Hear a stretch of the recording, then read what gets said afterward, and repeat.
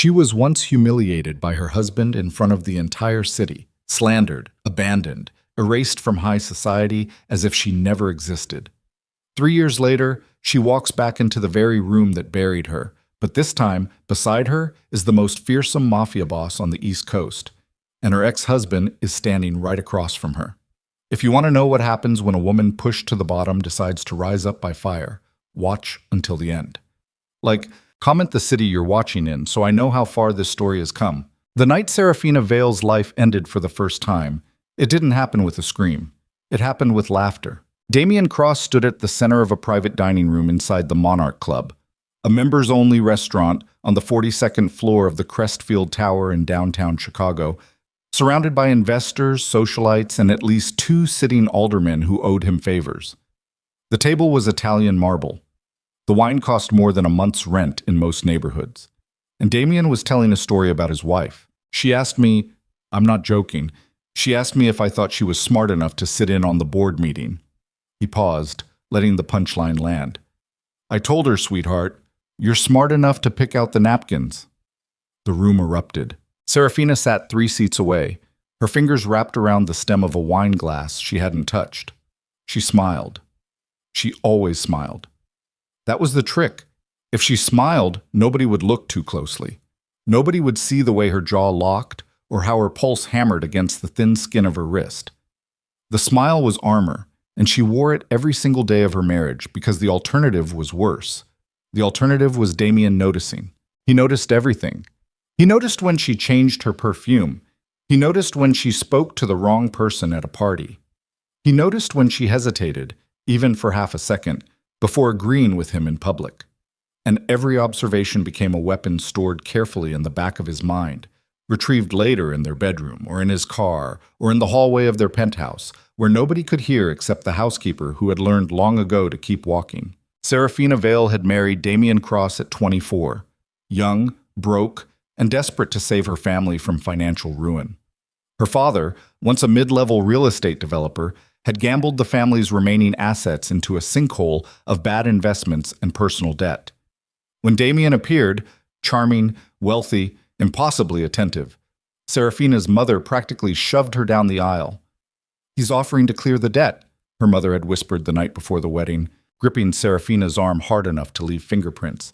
Don't you dare embarrass this family. So she didn't. For 4 years, Seraphina performed. She hosted dinner parties. She wore what Damien told her to wear.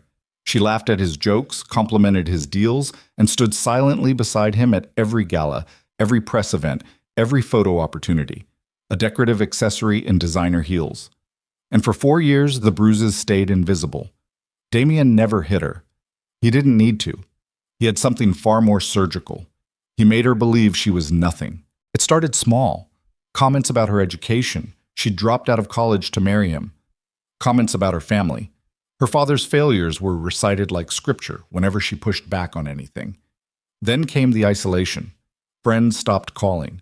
Invitations dried up.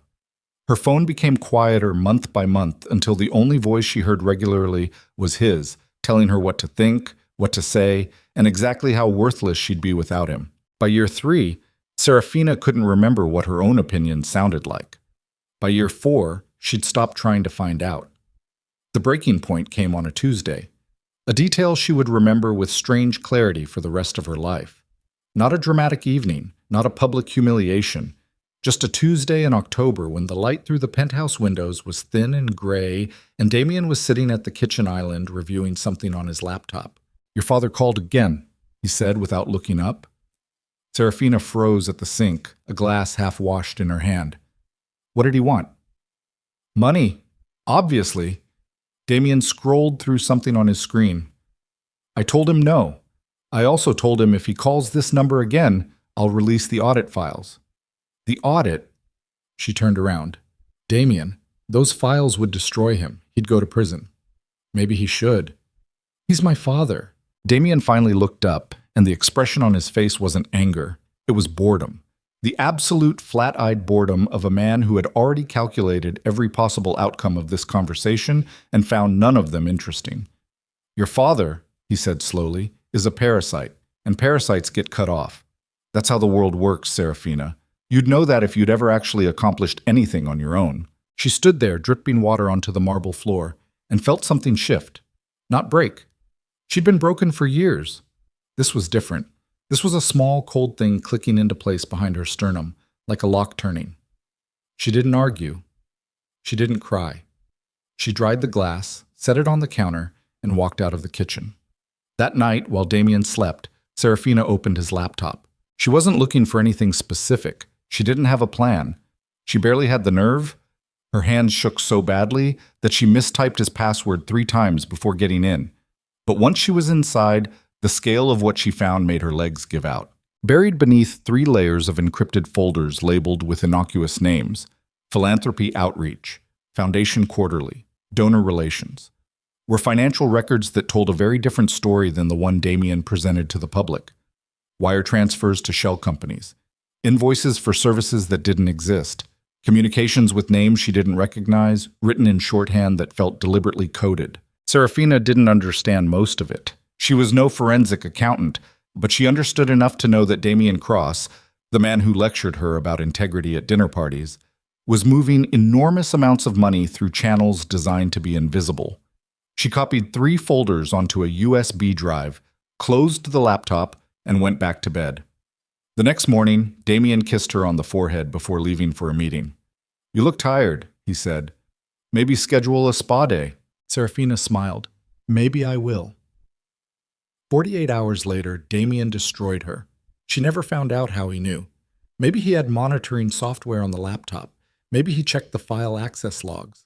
Maybe someone on his security team flagged the USB port activation. It didn't matter. What mattered was the speed, the terrifying mechanical efficiency with which he dismantled her entire existence in less than 2 days. First came the news story. A leaked internal audit from Cross Technologies revealed that Seraphina Vale Cross had been secretly funneling company funds into a private offshore account.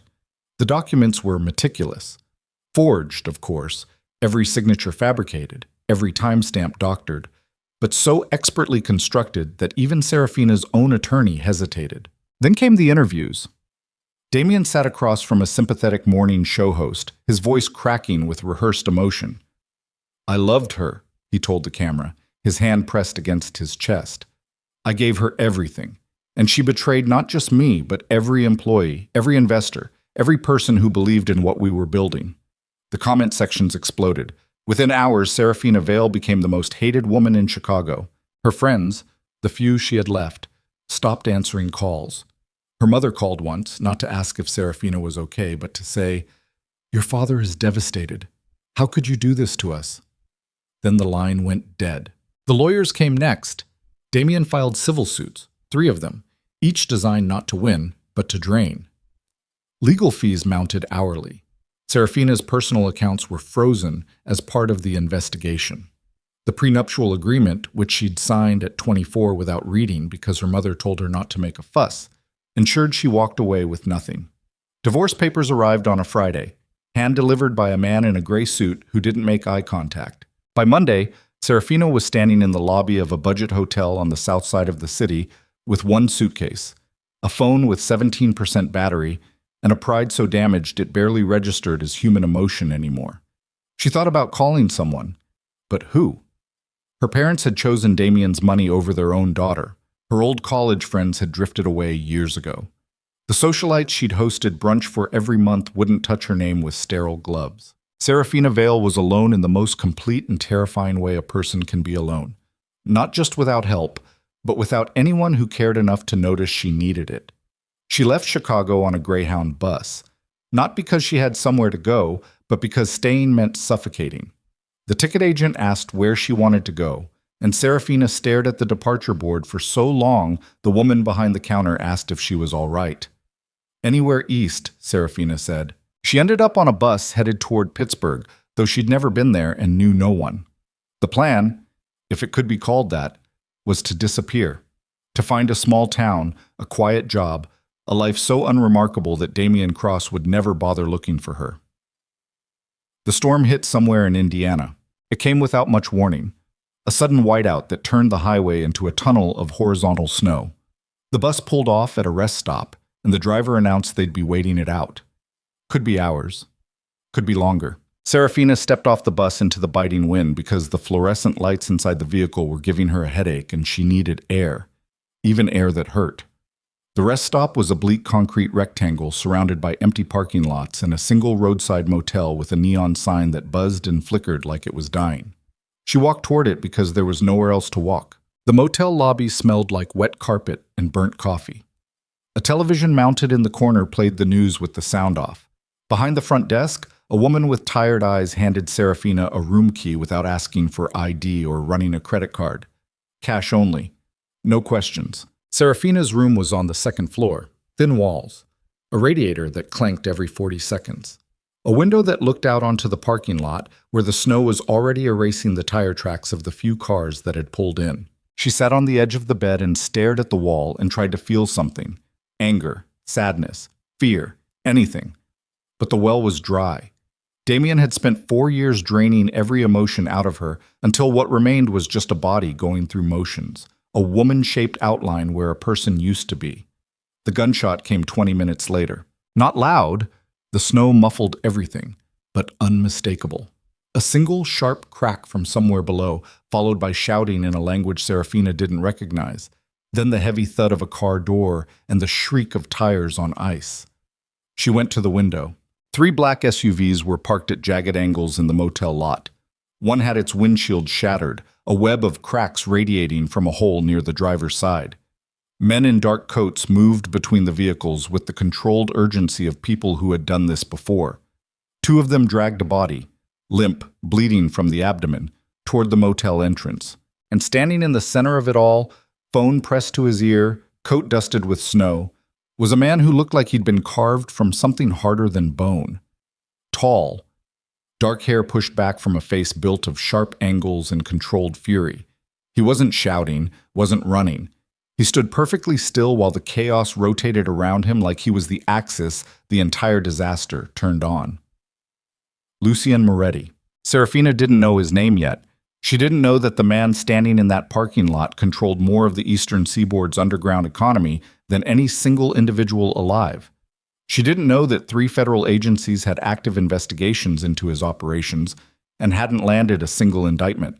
She didn't know that the ambush she'd just witnessed was the 4th attempt on his life in 2 years, or that the man bleeding on the concrete was his cousin and head of security who had taken a bullet meant for Lucien's chest. All she knew was that the man looked up, directly at her window. Their eyes met through the falling snow, hers wide and startled, his flat and assessing, and for a moment neither of them moved. Then Lucien Moretti turned away and walked inside the motel. Seraphina locked her door. She pushed the dresser in front of it, a flimsy barrier that would stop nothing but gave her the illusion of control. She sat on the floor with her back against the wall, knees drawn to her chest, and listened to the sounds below. Footsteps, low voices, the scrape of furniture being moved, someone groaning in pain. An hour passed, maybe 2. The storm howled against the building like something alive and angry. Then a knock, 3 slow, deliberate taps against her door. "I know you're in there." The voice was low, unhurried, and carried the faint trace of an accent she couldn't place. "I saw you watching." Seraphina didn't answer. Her fingers dug into her knees hard enough to leave marks. "I'm not here to hurt you," the voice continued. "But I need to know who you are and why you're at this motel in the middle of a blizzard with no car in the parking lot."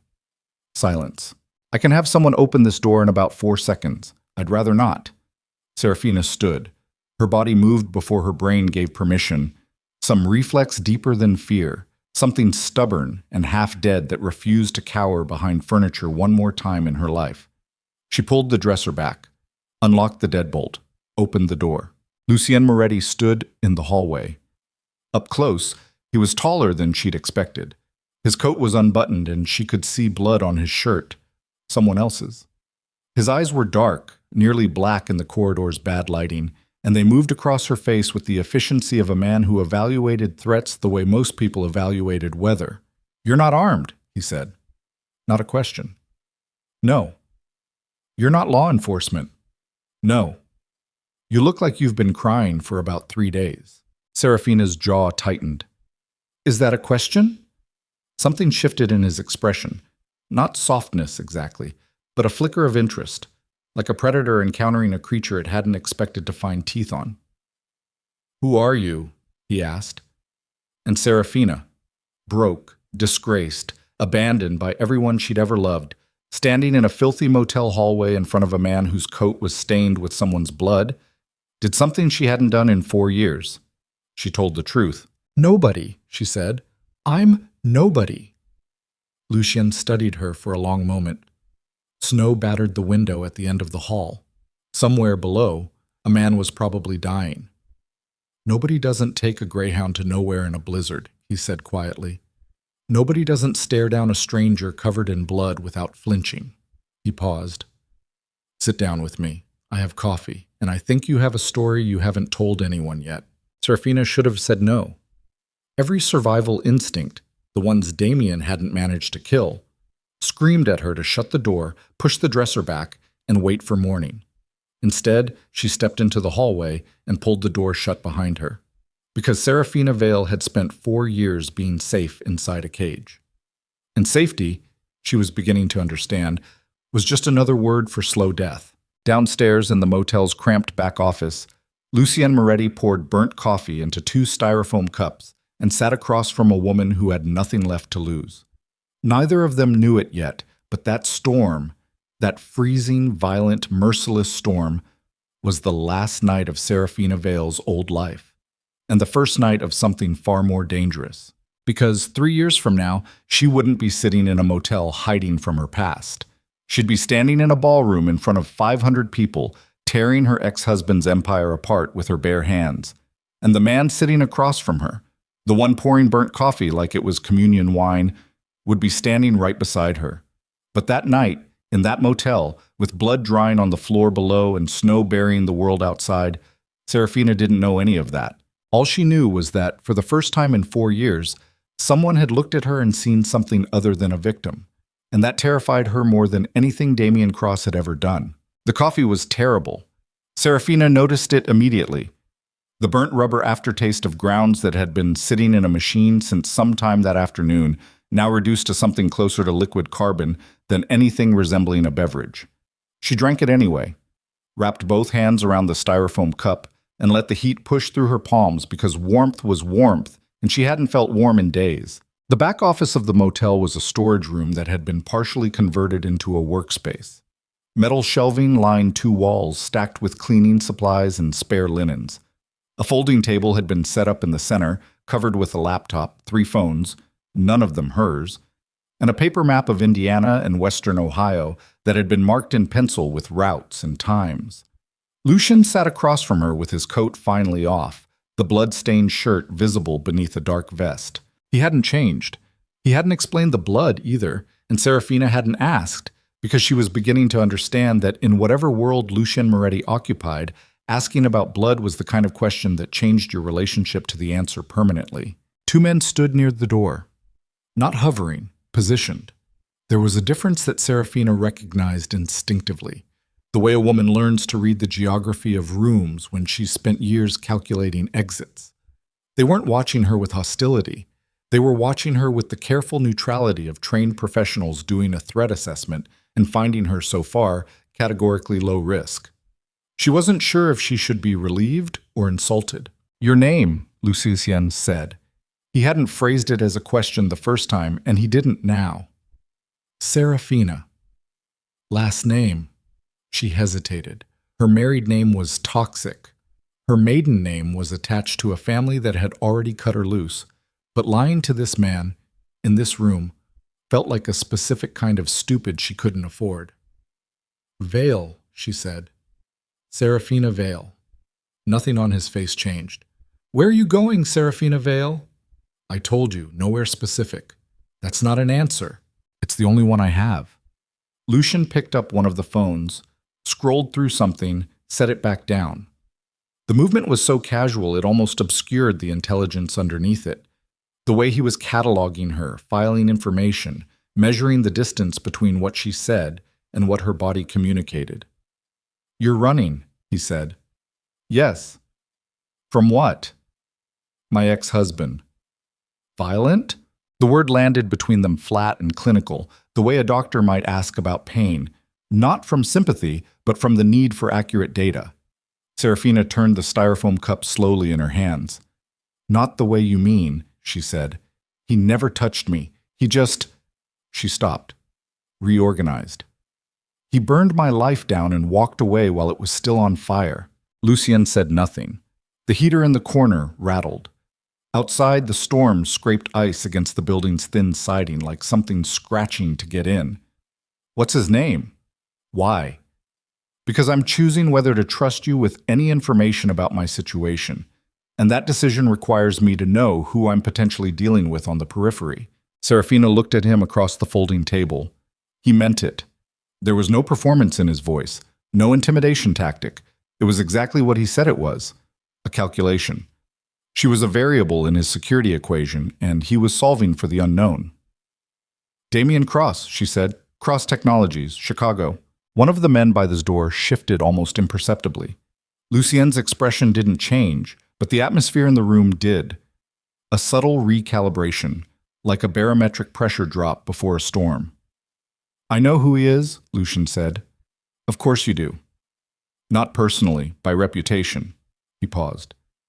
"Interesting man to be running from. You don't know the half of it." "Then tell me the half I don't know." So she did.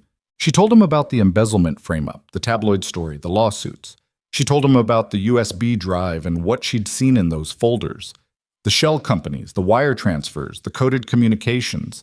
She told it all clinically, without self-pity, watching his face as she spoke. She didn't know why she was telling him. Maybe because she was exhausted beyond the point of strategy. Maybe because he had asked with the directness of a person who would actually listen rather than perform listening. Or maybe because the USB drive was still in her jacket pocket and had been weighing against her ribs like a coal for 2 days, and she needed someone else to know it existed. When she finished, Lucien was quiet for what felt like a very long time. "Do you still have it?" he asked. "The drive?" "Yes." "On you?" "Yes." "Give it to me." "No." The word came out before she'd decided to say it. Clear, flat, immovable. The two men by the door exchanged a glance. Lucien tilted his head. That same flickering interest from the hallway, sharper now. "Excuse me?" he said. "It's the only leverage I have," Seraphina said. "The only thing between me and being completely invisible. I'm not handing it to a stranger in a motel in Indiana." She set the coffee cup down. "No offense." "None taken," Lucien said slowly. And then, quietly, almost to himself, "Good." She frowned. "Good?" Someone who hands over their only leverage to a stranger in the first 10 minutes doesn't survive very long in difficult situations. He leaned back in his chair. "Keep it, for now." The night stretched on in fragments after that. The storm outside, the occasional radio crackle from somewhere down the hall, the low murmur of conversations Seraphina wasn't part of. She was given a different room, cleaner, with a working lock that she tested twice before accepting it.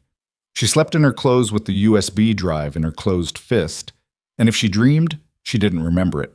In the morning, the storm had passed, and the roads were a disaster of black ice and buried signage. The Greyhound wasn't moving. Nobody was moving. The motel had become, temporarily, the only fixed point in a frozen landscape.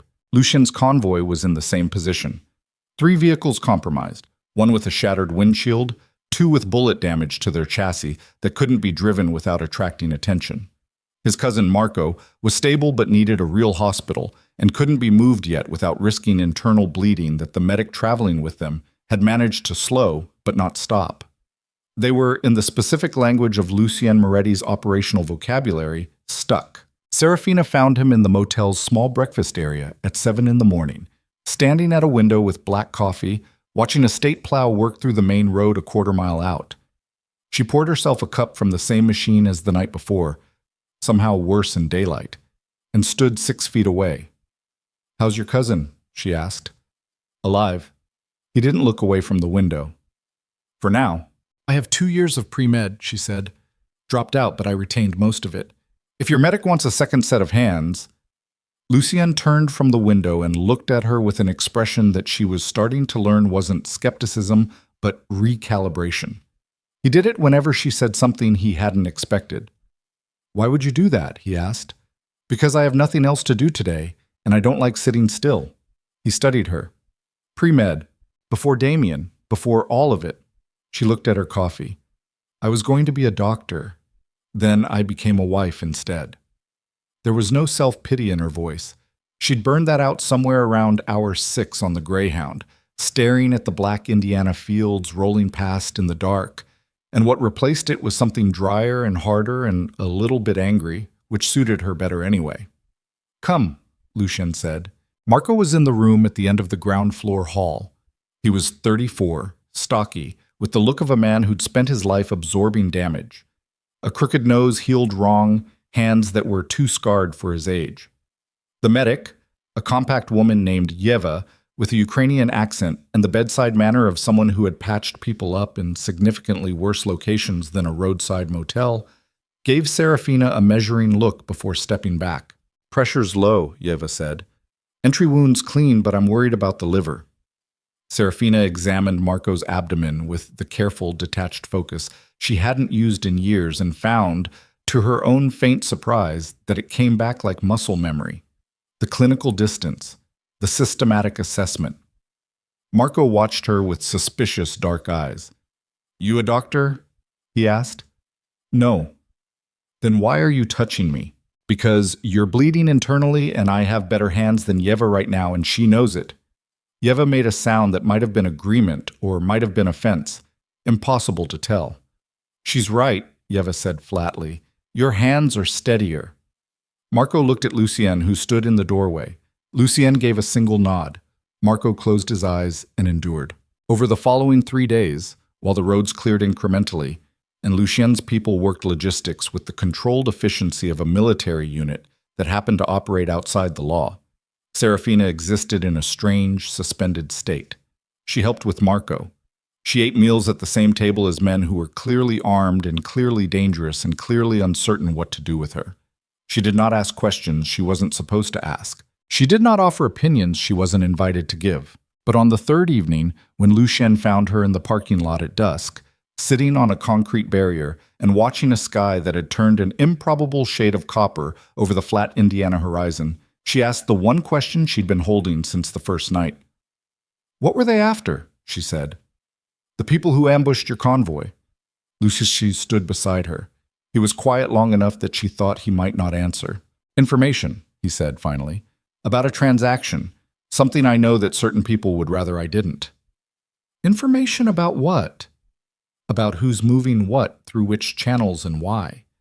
He glanced at her sideways. Your ex-husband's name came up in a conversation I had 8 months ago that eventually led to that ambush. Seraphina went very still. You're saying Damien is connected to the people who tried to kill you. I'm saying his money moves through the same infrastructure that a lot of very dangerous people use. Lucien's voice was even, almost academic. Whether he knows the full picture of who he's in business with is a different question. He knows, Seraphina said. The files I copied. I didn't understand all of it, but the pattern... She pressed her thumb against the USB drive through her jacket pocket. He knows exactly what he's in. Lucien nodded slowly. Not surprised. Confirming. I need to see those files, he said. I know, she said.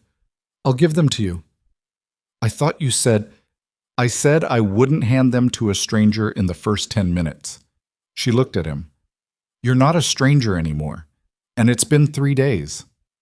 They went back inside. What Lucien's analyst found in the files, a lean, silent man named Reach, who wore reading glasses and communicated primarily in controlled exhales, took 4 hours to fully map. Seraphina sat in the corner of the back office, watching Reach work, watching Lucien stand over his shoulder and absorb the data with the stillness of someone who already understood more of the architecture than the documents themselves revealed. At 11:30 that night, Reach took off his glasses and rubbed his eyes and said, It's worse than the ambush. Show me, Lucien said. The shell companies are a front for 3 separate logistics networks. But the money isn't just being laundered. It's being converted into infrastructure, housing transfers, transportation contracts. These are movement networks. Moving what? Reach didn't say anything for a moment. He put his glasses back on. People, he said. Moving people. And not voluntarily. The room went cold in a way that had nothing to do with the Indiana winter pressing against the walls. Seraphina heard the word, people, and felt something detonate quietly in her chest. Not surprised. That was the most horrible part. She'd known, in the vague way she'd protected herself from knowing, that what she found was serious. But knowing and hearing it stated plainly in a motel back office at midnight were two completely different weights. Damien Cross is financing human trafficking networks, Lucian said. Flat. Declarative. Not a question. Partially, Reach said. He's not the architect. He's infrastructure, money, and access. But without that infrastructure, several of the networks we've been tracking for 2 years couldn't function. Lucien straightened. He turned and looked at Seraphina across the room. She met his eyes. Neither of them looked away for a long moment. I married him, she said. Her voice was very quiet. I lived in his house. You didn't know? No. She looked down at her hands. But I'm the one who walked out of Chicago with the evidence that could put him in a cage. Yes, Lucian said. So what do we do with it? The question hung in the air. Outside, the last of the ice was cracking off the motel's roof, falling in chunks that hit the ground with dull thuds. In the hallway, she could hear Marco's voice, stronger than yesterday, arguing with Yeva about something, signs of life returning to normal. Lucien pulled a chair out from the folding table and sat. Not across from her, beside her. Close enough that she was aware of the physical mass of him, the contained and total attention. That depends on what you want, he said. What do you mean? The legal route. You hand the drive to federal authorities, testify, and enter whatever protection they'll offer you, which, given Damien's connections to certain political figures in this state, may not be worth much. He paused. Or you give me 6 months. 6 months to do what? To build something that can't be dismantled, something that doesn't rely on a court system that Damien has been buying for the last decade. His voice was measured, deliberate. I have resources. I have reach. And I have a very significant personal interest in destroying the network those files document. Because of the ambush. Because of the ambush. And other reasons. Seraphina looked at him carefully. If I say yes to 6 months, what does that mean for me? It means you stay close, you learn things, you become useful. He paused. It also means that when the time comes, you decide how it ends. Not me. Why would you give me that? Because you're the one Damien destroyed, Lucian said simply. That means the ending belongs to you. She sat with that for a long moment. There were 100 reasons to say no. The man sitting beside her was dangerous in ways she hadn't even fully mapped yet. She could feel it the way you feel a current in water before you see it, the sense of depth and pull and invisible force. Aligning herself with Lucien Moretti was not a safe choice. It was not a reasonable choice. By any sane metric, it was possibly the worst decision available to her. 6 months, she said. 6 months. And I decide how it ends. You have my word. Seraphina almost laughed. The word of a Mafia king offered in a motel back office over a paper map and burnt coffee. She should have found it absurd. Instead, she found it was the only offer anyone had made her in 4 years that came without conditions buried in the fine print. All right, she said. The next 6 months were nothing like she expected. She'd imagined, in some vague way, a crash course in violence, weapons, surveillance, the tradecraft of dangerous men. Some of that came. But what came first, and more relentlessly, was education. Lucian moved her into a property in upstate New York, a converted farmhouse that looked unremarkable from the road and was comprehensively not. She was given her own space, her own schedule, and access to Reach's research network under the condition that she spent 4 hours every day learning the architecture of the financial systems Damien was using. Because Lucien understood something that Seraphina was still learning. The most dangerous weapon against a man who operated through money was the ability to follow money. She studied. She read. She argued with Reach about interpretations of financial documents until he started responding to her counter-arguments with something approaching respect. She trained in the mornings with a retired military contractor named Cass, who had no patience for anything theatrical, and drilled her in situational awareness and controlled aggression until the instinct to freeze became, slowly and painfully, the instinct to move. The first time Seraphina and Lucien argued, really argued, voices raised, furniture involved, was over the question of exposure. She wanted to leak selected financial records to a journalist. Specifically, a woman named Diane Fulcher at the Chicago Tribune, who had covered Damien's rise for 3 years and, according to Seraphina's reading of her work, was nobody's friend and everybody's worst nightmare. Not yet, Lucian said. Why? This gives Diane enough to start pulling threads publicly. It creates pressure. It creates noise, Lucian said. Noise warns him. He burns the evidence, moves the money, and disappears into whatever legal fortress his attorneys have been building while you've been sitting here learning accounting. So we do nothing. We do nothing visible. For how long? Until we have everything. He turned from the window. You want him accountable? Then we build a case so complete that there is no room to maneuver. No missing link he can point to. No chain of custody error. His voice sharpened. You leak one document prematurely, and we hand him the one thing he needs, a reason to run before we're ready. And while we wait, Seraphina said, her voice going cold, how many people does the network move? The silence that followed was the worst kind. The kind where both people are right and both people know it, and neither fact cancels out the other. I know, Lucienne said quietly. Do you? She took a step toward him. Because you said the ending belongs to me. But you're making choices that determine when the ending is allowed to happen. That's not the same thing. He looked at her. She held it. 4 more weeks, he said. We have 3 operational gaps in Damien's documentation that reaches closing. 4 weeks and we have a complete picture. 3 weeks, Seraphina said. 3 weeks, and then we move. It was not the last time they would negotiate over something that should have been simple and wasn't. It was, however, the first time Seraphina walked away from an argument with Lucien Moretti and felt like she had altered the outcome. That small, specific feeling of having pushed and made something move was almost dangerously good. She hadn't felt capable of moving anything in years. Something else was happening that neither of them named directly. It announced itself in small, unmistakable ways. The way Lucien started explaining his reasoning to her unprompted, which Reach noted with a carefully neutral expression, was unusual. The way she'd started reading his silences, the difference between the silence that meant he was thinking and the silence that meant he was concerned and the silence that meant he was watching her specifically, which had its own particular weight. The way he brought her into conversation she hadn't been invited to yet, not because she was needed, but because he wanted her read on the room. 3 months in, Marco, recovered, walking again, and constitutionally suspicious of everything, cornered Seraphina in the farmhouse kitchen and said without preamble, "Don't." Seraphina looked up from her coffee. "Don't what?" "Whatever you're thinking about doing with my cousin." Marco leaned against the counter with his arms crossed. "I'm not talking morality. I'm talking survival. His world eats people who get close to him. Every person he's ever let inside has either left or gotten hurt." "I'm not," she started. "You're both pretending," Marco said. "Which is almost worse." He straightened. "Lucien doesn't know how to want something and not weaponize it eventually. He doesn't mean to. It's just what he is." Seraphina was quiet for a moment.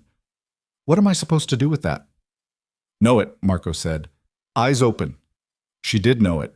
She kept her eyes open, and she found, to her own private bewilderment, that knowing it and keeping her eyes open and recognizing every structural reason why this was a terrible idea did absolutely nothing to change the direction of the thing. The moment she stopped pretending, to herself at least, was the night 3.5 months in when Lucien came back from a meeting in the city with a split lip and dried blood on his knuckles and wouldn't explain any of it, and Seraphina found herself cleaning the cut without being asked and without saying anything. And Lucien sat completely still under her hands and let her, which she understood was not something he did. Not for anyone. "You're going to scar," she said. "I know. You should have let me see it earlier." "I know." She looked at him. He looked back. And in the farmhouse kitchen at 2 a.m, with the faint sound of Reach's printer running somewhere down the hall, neither of them said what was plainly true. But they both knew. With 3 weeks left on Seraphina's self-imposed deadline, Reach finished the last documentation gap, and the complete picture was worse than anyone had framed it. Damien Cross was not peripheral to the trafficking network. He was one of 4 individuals who had collectively financed the creation of its current infrastructure over 6 years. The shell companies were his innovation, a layering system elegant enough that 3 separate federal task forces had missed it entirely. The Valentine Foundation Gala, Damien's flagship annual charity event, was in 22 days. Reach's intercepts indicated that this year's gala was cover for an encrypted data exchange. The next cycle of operational logistics, transferred between Damien and 2 of his network partners under the shelter of 800 witnesses and $5 million of legitimate charitable activity. "He's going to do the exchange at the gala," Seraphina said. She was standing over Reach's workstation, looking at the intercept data. "He's going to do it in the same room with senators and journalists and the entire city watching." "That's what the evidence suggests," Reach said. "He thinks he's untouchable," she said. "He has been," Reach said, "for 6 years." Seraphina stood up straight. She turned to find Lucian standing in the doorway of the research room, leaning against the frame with his arms crossed, watching her. He'd been there long enough to hear the exchange. He wasn't surprised by any of it. "I want to be there," she said. "I know. Not as support, as the person who ends it. I know. And I need you to walk in with me." Lucian was quiet for a moment. Then he uncrossed his arms and pushed away from the doorframe. 22 days, he said. "We have 22 days to make sure that when we walk into that ballroom, we walk out with everything we came for." He moved to stand beside her at Reach's workstation, close enough that their arms touched. He looked down at the evidence spread across the screen. 6 years of systematic crime, laid out in documents and intercepts and financial trails that painted Damien Cross's true face in permanent, undeniable ink. "He's going to see you walk in," Lucien said quietly. "And he's going to assume it's emotional, that you came back because you couldn't stay away. He's going to underestimate you the way he always has." Seraphina looked at the screen, at Damien's name, at the architecture of suffering he'd built and the lives that architecture had crushed, including hers. "Good," she said. But 3 hours later, the world shifted on its axis. Reach's phone rang. The encrypted line, the one that only rang when something had gone critically wrong. And the color that drained from his face as he listened told Seraphina everything before he'd spoken a word. He held the phone out to Lucien. "It's your man inside the city," Reach said. "You need to hear this directly." Lucien took the phone. He listened. His expression didn't change. That was the worst part. The absolute stillness, because Seraphina knew by now that Lucien's stillness scaled with the severity of the threat. Minor problems got a frown. Real problems got nothing. He handed the phone back to Reach. He turned to face Seraphina. "Damien knows you're alive," he said. "He knows you've been with me. He knows about the drive." The pause before the last sentence was barely a second, but it landed like a door closing. "And he moved the gala up by 2 weeks." Seraphina felt the floor tilt. Which means the exchange happens in 5 days, Lucien said, not 22. 5 days. 5 days to recalibrate everything. 5 days to move a plan built over months into a timeline built over nothing, against a man who now knew they were coming, in a city that Damien Cross had spent a decade. 5 days. Seraphina stood in the middle of Reach's research room and let the numbers settle through her body, like cold water, finding every crack. 5 days. Not 22. Not enough time to rebuild the operational timeline. Not enough time to coordinate the federal contacts Lucien had been cultivating through intermediaries. Not enough time to ensure the evidence chain was clean enough to survive Damien's legal team, which was the best money could assemble and had been specifically engineered to find procedural cracks and wedge them open until cases collapsed. 5 days was barely enough time to breathe. "Talk to me," she said. Her voice came out steadier than she felt, which was a skill she'd been developing for months now and hated that she needed. "What exactly does he know?" Lucien moved to the table and sat, not with the controlled calm she'd seen from him in crisis before. This was different. This was the stillness of someone running calculations at speed, sorting through scenarios and discarding the ones that didn't survive contact with the new reality. "He knows you're alive and in my vicinity," he said. "He knows the drive exists. His source inside the network, whoever it is, has been feeding him information about our timeline." "His source inside your network," Seraphina repeated. The room went quiet in a specific way. Reach stopped typing. The hum of the equipment felt suddenly louder. Yes, Lucian said. Someone in this house. Possibly. Seraphina looked around the room, at the walls covered in financial architecture, at the months of work printed and pinned and cross-referenced, at the door beyond which Marco was somewhere, and Cass and Yeva and the 4 other people who comprised Lucian's operational core in this location. Who? She asked. I don't know yet. How long have you suspected? Lucia's jaw tightened fractionally. 3 weeks? The heat that moved through Seraphina's chest was not panic. It was something cleaner and more corrosive. Fury, specifically at the 3 weeks of silence, at the decision he'd made to carry that suspicion without telling her.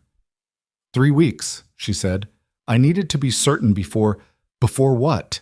Before the man I'm trying to put in prison found out I was alive? She stepped toward the table. You were protecting the operation. Yes. And you didn't think I had a right to know that the operation might already be compromised. Seraphina, don't. She held up one hand. Don't tell me it was to protect me. I have spent 4 years being protected from information by a man who thought managing what I knew was the same thing as keeping me safe. Don't be that. Lucien looked at her. Something moved behind his eyes, not defensiveness, which would have been easier to deal with. Recognition. The specific recognition of someone who has been accurately seen doing something they know was wrong. You're right, he said. She hadn't expected that. It moved the anger sideways, left something more complicated in its place. Who are the candidates? She asked. Reach pulled up a file on his secondary screen without being asked. 4 names. Photographs. Timelines of when each person had joined Lucian's operation and what their access levels were. Seraphina studied them. She'd interacted with all 4, eaten meals with them, trained in the same space. She went back through every conversation, every small moment, looking for the seam. Cass, she said. Reach and Lucian both looked at her. The training schedules, she said. Cass tracks my progress reports.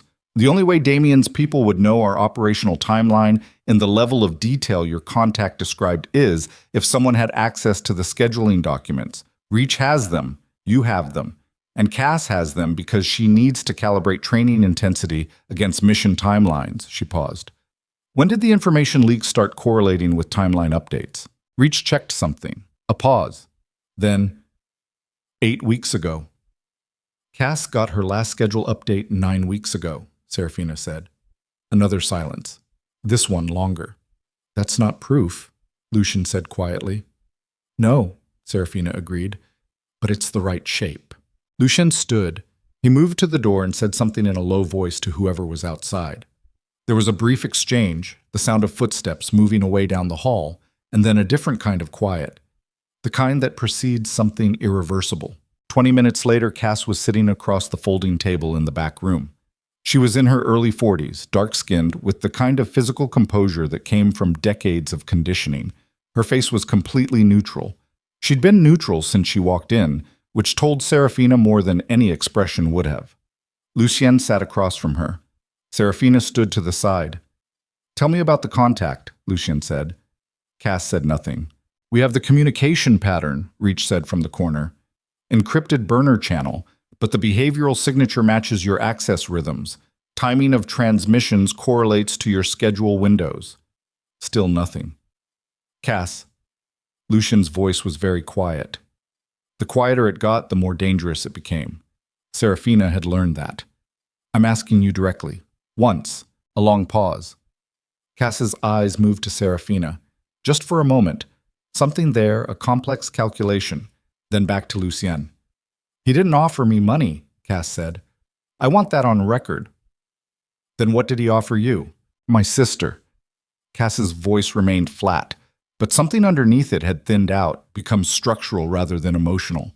The voice of someone who had made a decision they knew was terrible and lived inside it for weeks. She runs a small logistics company. Damien Cross has been a silent investor for 3 years without her knowledge. If I didn't cooperate, he was going to expose her as a knowing participant in his financial network. I'm sure. She paused. She has 2 kids. She didn't know anything. She was just She needed the investment and he offered it.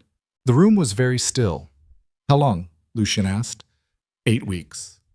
How much does he know? The timeline. Your asset contacts in Chicago, the federal intermediary you've been cultivating. She stopped. And Seraphina's identity. Who she is, what she has, why she matters to the case. Seraphina absorbed that, all of it. The full scope of what 8 weeks of bleeding information had cost.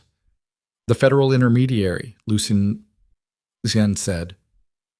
Something in his voice changed. You gave him Harlan's name. Yes. Lucian stood up from the table. He walked to the window and stood there with his back to the room, and Seraphina watched his hands. His hands, which were pressed flat against the window frame, and very, very still. Harlan is dead, Lucian said, not looking at anyone. He was found this morning. I didn't tell Seraphina because I was still verifying the source. The information landed like something physical. Harlan Voss. Seraphina had never met him. He was Lucian's contact inside the federal structure, a special agent who had been quietly building a parallel case against Damien's network for 16 months, operating outside his official tasking because his supervisor had ties to 2 of Damien's political donors. He was 51, had a daughter in college, and had been the single most important piece of the legal architecture they were building, the thread that would allow the evidence to enter legitimate channels without being contaminated by Lucian's methods. Without Harlan, the evidence on the USB drive existed in a legal gray zone that Damien's attorneys would dismantle in a pretrial hearing. Without Harlan, there was no clean case. Without Harlan, there was just Seraphina's word and a drive full of documents that an excellent lawyer could argue were fabricated by a vindictive ex-wife who had aligned herself with organized crime. Seraphina sat down, not because she chose to, but because her legs made the decision independently. He killed him, she said. The words felt strange in her mouth, too light for what they contained. Damien killed him. It will be ruled a suicide, Reach said quietly. The staging was professional. Cass was still sitting at the table. She hadn't moved, hadn't tried to explain further or defend herself. She was just there, with the look of someone who understood exactly what she'd done and had stopped expecting mercy. Your sister, Lucian said, turning from the window.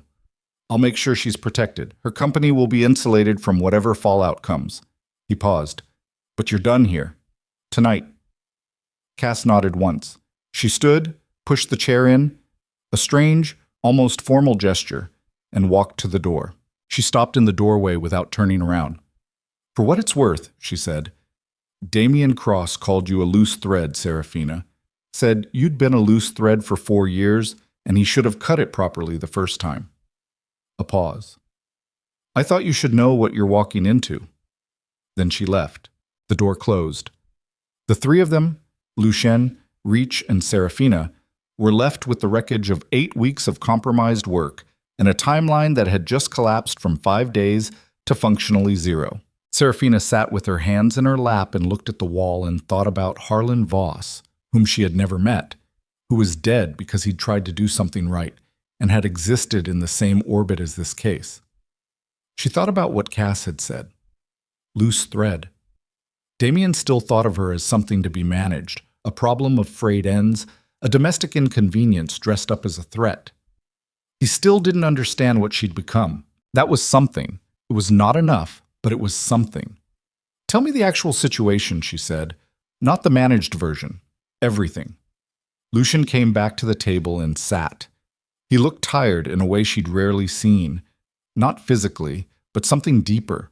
The exhaustion of a man who had been running at operational capacity for too long and had just lost a piece he couldn't replace. Without Harlan, we can't bring the evidence in through legitimate federal channels, he said, which means a direct prosecution is off the table unless we can establish a new contact, which takes months we don't have. The gala is in 5 days. Yes. And Damien is going to do the exchange at the gala regardless. Yes. Because he thinks he's already won. He's moved the timeline up not because he's panicking, but because he's tidying up. He killed Harlan, he's identified the threat, and now he wants to execute the exchange and close the window before anything else can be mobilized against him. So if we don't move in 5 days, he heats. The exchange happens, the network adapts, the money moves, and the operational evidence becomes stale. In 6 months, new shell structures, new routing. We start over with nothing. Reach paused. And Damien will come for Seraphina directly. Without the legal threat she represents, she becomes purely a liability. He'll have me killed, Seraphina said. Yes, Lucien said. He said it without softening it, which she appreciated. She stood up from the chair and walked to Reach's workstation. She looked at the evidence, months of it, meticulous and damning and now legally orphaned by a man's death. She looked at the gala date. She looked at the guest list that Reach had compiled weeks ago, which included the names of every major investor, politician, journalist, and social figure that Damien Cross had cultivated over the course of his career. 500 people, a ballroom, a captive audience. She thought about Harlan Voss. She thought about the people the network moved. She thought about Damien sitting at a kitchen island, bored, telling her she'd never accomplished anything on her own. An idea formed. It was not a safe idea.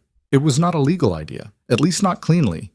It was the kind of idea that abandoned the entire framework they'd been operating inside and replaced it with something raw and more direct and significantly more dangerous.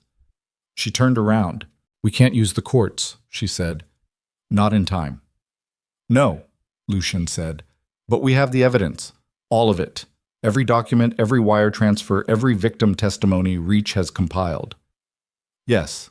And we have a room full of 500 people who have never seen any of it, she paused. Including journalists. Including federal officials who aren't on Damien's payroll. Including investors who will have a very direct financial and legal interest in the truth once they understand their exposure. Lucien's eyes hadn't left her face. Reach had gone very still. You want to expose him publicly, Lucien said, at the gala itself. I want to end him in the room where he thinks he's untouchable, Seraphina said. I want every person who ever stood next to him at a charity auction to watch it happen. I want it on every phone recording in that ballroom before his legal team can file an injunction. She felt her own pulse, measured and fast and very clear. Not a leak, not a court filing, a demolition. If we go in without full legal coverage, then we make the public exposure so complete and so documented that the legal process has no choice but to follow. She stepped toward him. You know how this works. Once 500 witnesses see the evidence and 100 journalists have it on their phones, the legal infrastructure has to respond regardless of who Damien has bought. The pressure becomes too public, too visible. She paused. It's the only play we have left. Lucien was quiet for a long time. She could see him working through it, the angles, the risks, the specific ways this approach could collapse. The encrypted exchange, Reach said slowly, if we can intercept it during the gala itself, capture it live, that's real-time evidence of a criminal transaction. That's not stale, that's not legally orphaned. That's a federal crime in progress in front of witnesses. Can you intercept it? Seraphina asked. Reach considered. If I'm physically in range of the exchange point, within the building, yes. I can spoof the encryption handshake and capture both sides of the transaction. Then you need to be in the building. We all need to be in the building, Lucien said. He stood. Which means we need invitations that will hold up to Damien's security vetting in 5 days. We need a technical setup that puts Reach in range without exposing him. We need a way to push the evidence to every device in that ballroom simultaneously. He paused. And we need Damien to be so focused on Seraphina that he doesn't see the rest of it coming. He'll see me walk in, Seraphina said. He'll think it's emotion. He'll think I came back because I couldn't help it. She heard the bitterness in her own voice and didn't bother softening it. He has always believed that I needed him more than I needed anything else, that every move I made came back to him. She looked directly at Lucien. Let him believe it for 5 more days. The planning that followed lasted through the night and into the gray winter morning. Invitations were sourced through 3 layers of social engineering. Reach began constructing the technical architecture for a simultaneous broadcast to every phone in the ballroom, a Bluetooth mesh push that would fire once triggered, sending a compressed evidence package to every device within range, regardless of whether those devices wanted to receive it. The timing would need to be precise. The trigger would need to be manual. Someone would need to be on stage, visible, drawing Damien's full attention at the moment Reach fired the push. Seraphina volunteered for that part without being asked. She spent the rest of the morning going through the evidence with Reach, selecting what would go into the broadcast package. Not everything, because overwhelming people produce paralysis rather than action. Specific documents. The wire transfers with Damien's signature authentication. 3 victim testimonies. Short, devastating, impossible to dismiss. The recording Reach had intercepted 8 weeks ago, in which Damien discussed the network's operations with a man in Zurich whose name appeared on an Interpol watch list. 2 minutes of material. Enough to destroy a decade of reputation in a single broadcast. "There's something else," Reach said quietly, midway through the morning. He was looking at his screen with an expression Seraphina had learned to read as reluctance. Reach, who delivered bad news with the flat efficiency of a weather forecast, suddenly reluctant. "Tell me," she said. "The victim testimony I've been compiling. One of the names in the network's internal records." He paused, cross-referencing the shell company invoices with residential records. One of the properties used as a transit point in the Chicago area. He turned the screen toward her. "It was registered to your father's development company 3 years ago." Seraphina looked at the screen, the address, the dates. Her father's company name in the document field. The world didn't tilt this time. It just went very, very quiet. "Did he know?" she asked. Her voice was completely level. That scared her more than tears would have. "The financial routing suggests the property was used without his direct knowledge. The lease was structured through 3 intermediaries." Reach paused. "But he received payments, quarterly. They were coded as maintenance fees. He received money." "Yes." "From a network that moved people." "Yes." Seraphina stood up from the workstation. She walked to the window. Outside, the farmhouse grounds were dead and brown in November, the trees stripped bare, the fields hard with frost. She stood there and breathed, in and out, methodical. She pressed one hand flat against the cold glass and felt the temperature against her palm and focused on that, the specific physical reality of cold against skin. Because if she didn't anchor herself to something concrete right now, she would lose the thread entirely. Her father had taken money from the network. Whether he knew its source or not, he had taken it. And Damien, who had married her, who had controlled her for 4 years, who had built his entire operation during the same years their marriage was dissolving, had structured it that way deliberately. Her family's financial vulnerability had not just made her controllable, it had made her family complicit. Unwitting, perhaps. Legally arguable, but complicit. Which meant that if she exposed Damien completely, if she burned his entire operation to the ground in front of 500 witnesses, the blast radius would include her father's name. She heard Lucien come into the room. She didn't turn around. "You saw," she said. "Yes. If we release the full evidence package, his name will be in it. He'll be investigated. Yes. He might be charged. Possibly, depending on what prosecutors decide about intent." She stood at the window. Outside, a bird she couldn't identify landed on one of the bare trees and sat there, tucked against the cold, a small dark shape against a white sky. Her father, who had told her mother's voice on the phone, "Your father is devastated. How could you do this to us?" Her father, who had believed Damien's story without question, who had not called, not written, not sent a single word in 3 years. Her father, who had taken money and asked no questions about where it came from. She thought about Cass's sister, who had also taken money and asked no questions, and what Lucien had said about protecting her. "Can you insulate him the same way you're insulating Cass's sister?" she asked. "The circumstances are different," Lucien said carefully. "Can you?" A pause.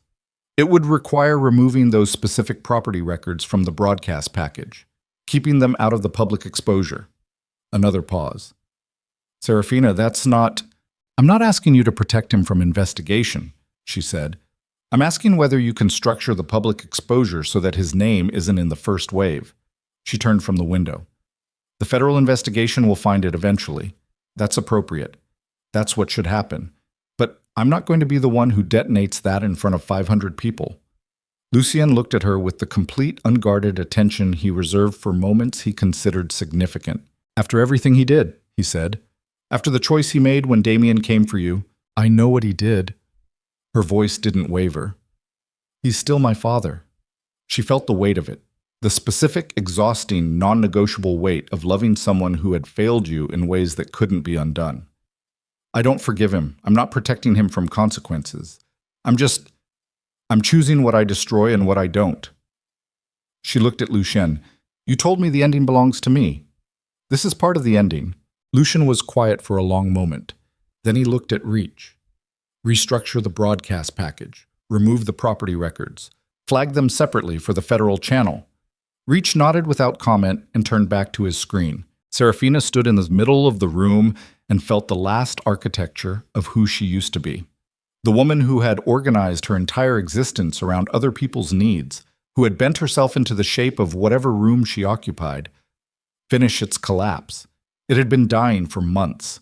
It had started dying in a motel in Indiana with burnt coffee and a paper map and a stranger who looked at her and saw rage buried under fear. What was underneath the collapse wasn't what she'd expected. She'd expected damage, scar tissue, the deformed shape of someone rebuilt from wreckage. Instead, it was just her. Clearer than she'd ever been. Harder in the ways that needed hardness, still capable of the choice she'd just made about her father, which required a different kind of strength than hardness did.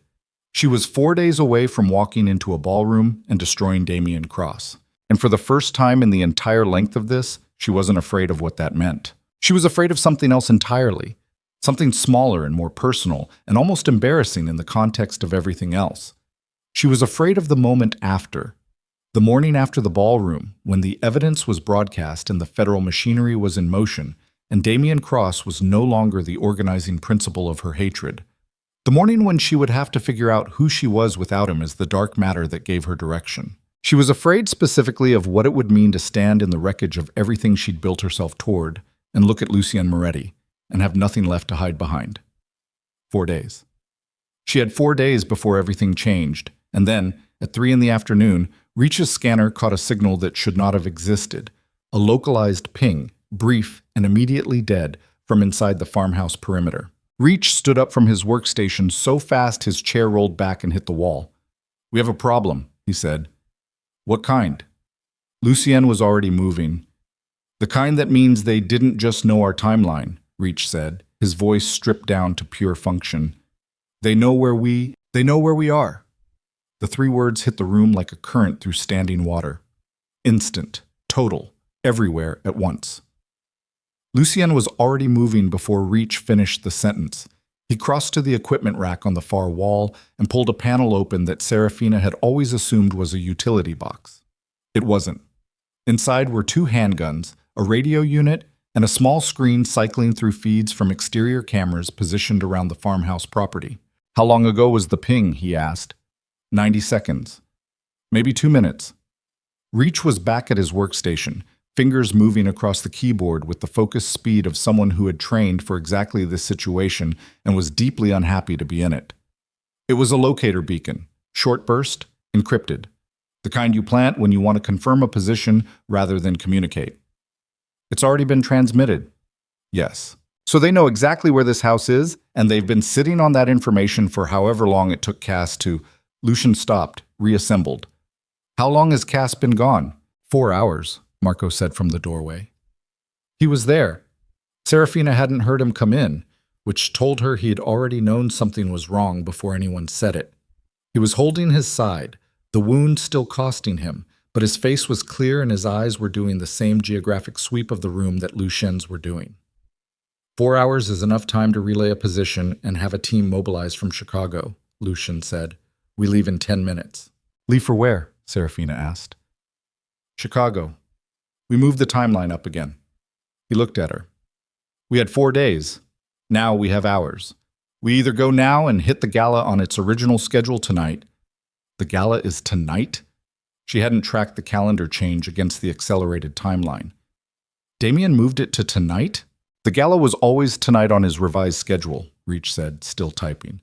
"He moved it up by 2 weeks, which puts it at tonight. I've been building toward this date." "You were already planning for tonight," Seraphina said. "I was planning for multiple contingencies," Reach said. "Tonight was the worst-case compressed scenario. We're now in it." Seraphina took one breath. One deliberate, conscious breath because the inside of her chest was doing something that wasn't quite panic, but lived in the same neighborhood. A pressurized thing, tight and urgent and demanding. Then she moved. She went to her room. 90 seconds. She took the USB drive, the printed evidence summary she'd been reviewing with Reach, and the black dress she'd brought from the city weeks ago and never worn because the situation hadn't required it yet.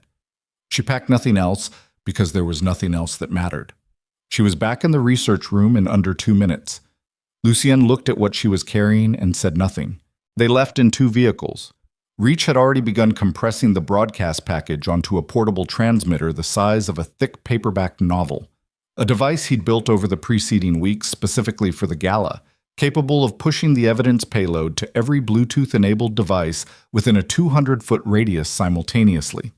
He packed it with the care of a man packing the only thing between them and complete failure. Marco drove the lead vehicle. Lucien and Seraphina were in the back. Reach was in the second car with 2 of Lucien's remaining men, the ones who hadn't been stationed at the farmhouse when Cass was there, the ones whose exposure to the leak was minimal. They hit the highway in a sky the color of dirty pewter, the fields on either side of the road flat and frozen, the horizon so low and blank it felt like the world had run out of depth. Seraphina held the dress across her lap and looked out the window and thought, with strange clarity, about Harlan Voss, about a man she'd never met who had spent 16 months building something careful and right in the darkness, alone, and had been erased for it. She thought about the weight of that, the specific permanent weight of a life spent and not recovered. She thought, don't waste it. The transmitter, she said, it needs to fire at exactly the right moment. I'll be positioned on the main floor, Reach said through the earpiece Lucien had given her, northeast corner near the auxiliary audio panel. The Bluetooth architecture in the ballroom is dense. The gala's production team uses it for their lighting and audio cues, which means there's already a strong mesh network in that room. My transmitter piggybacks on that mesh. When it fires, every device in range receives the package. And the video screens, she asked? The projections behind the stage. I've been working on that for 3 weeks, Reach said. The gala's production company uses a standard wireless display protocol for their stage screens. I built a spoof controller that should be able to override the display signal and push our video content instead. Should be able to. Has a 91% probability of working if I'm within 40 feet of the stage display controller, which is typically located in the production booth stage left. 91%. I can give you certainty or I can give you speed, Reach said. Given that we're going tonight instead of in 4 days, I cannot give you both. Seraphina turned to Lucien. He was looking out his window, his profile in the gray light sharp and still. What's the 9%? She asked. The display override fails and only the Bluetooth broadcast goes out, Reach said. The phones in that room still receive everything. It's less cinematic. The impact on the people physically in that room is reduced because they're watching Seraphina speak rather than watching the evidence on the screens behind her. But the broadcast reaches the devices. It reaches the journalists, Lucien said. He hadn't turned from the window. The journalists in the room will start pulling the package the moment it hits their phones. Within 3 minutes, it's outside that ballroom, regardless of whether the screens are working.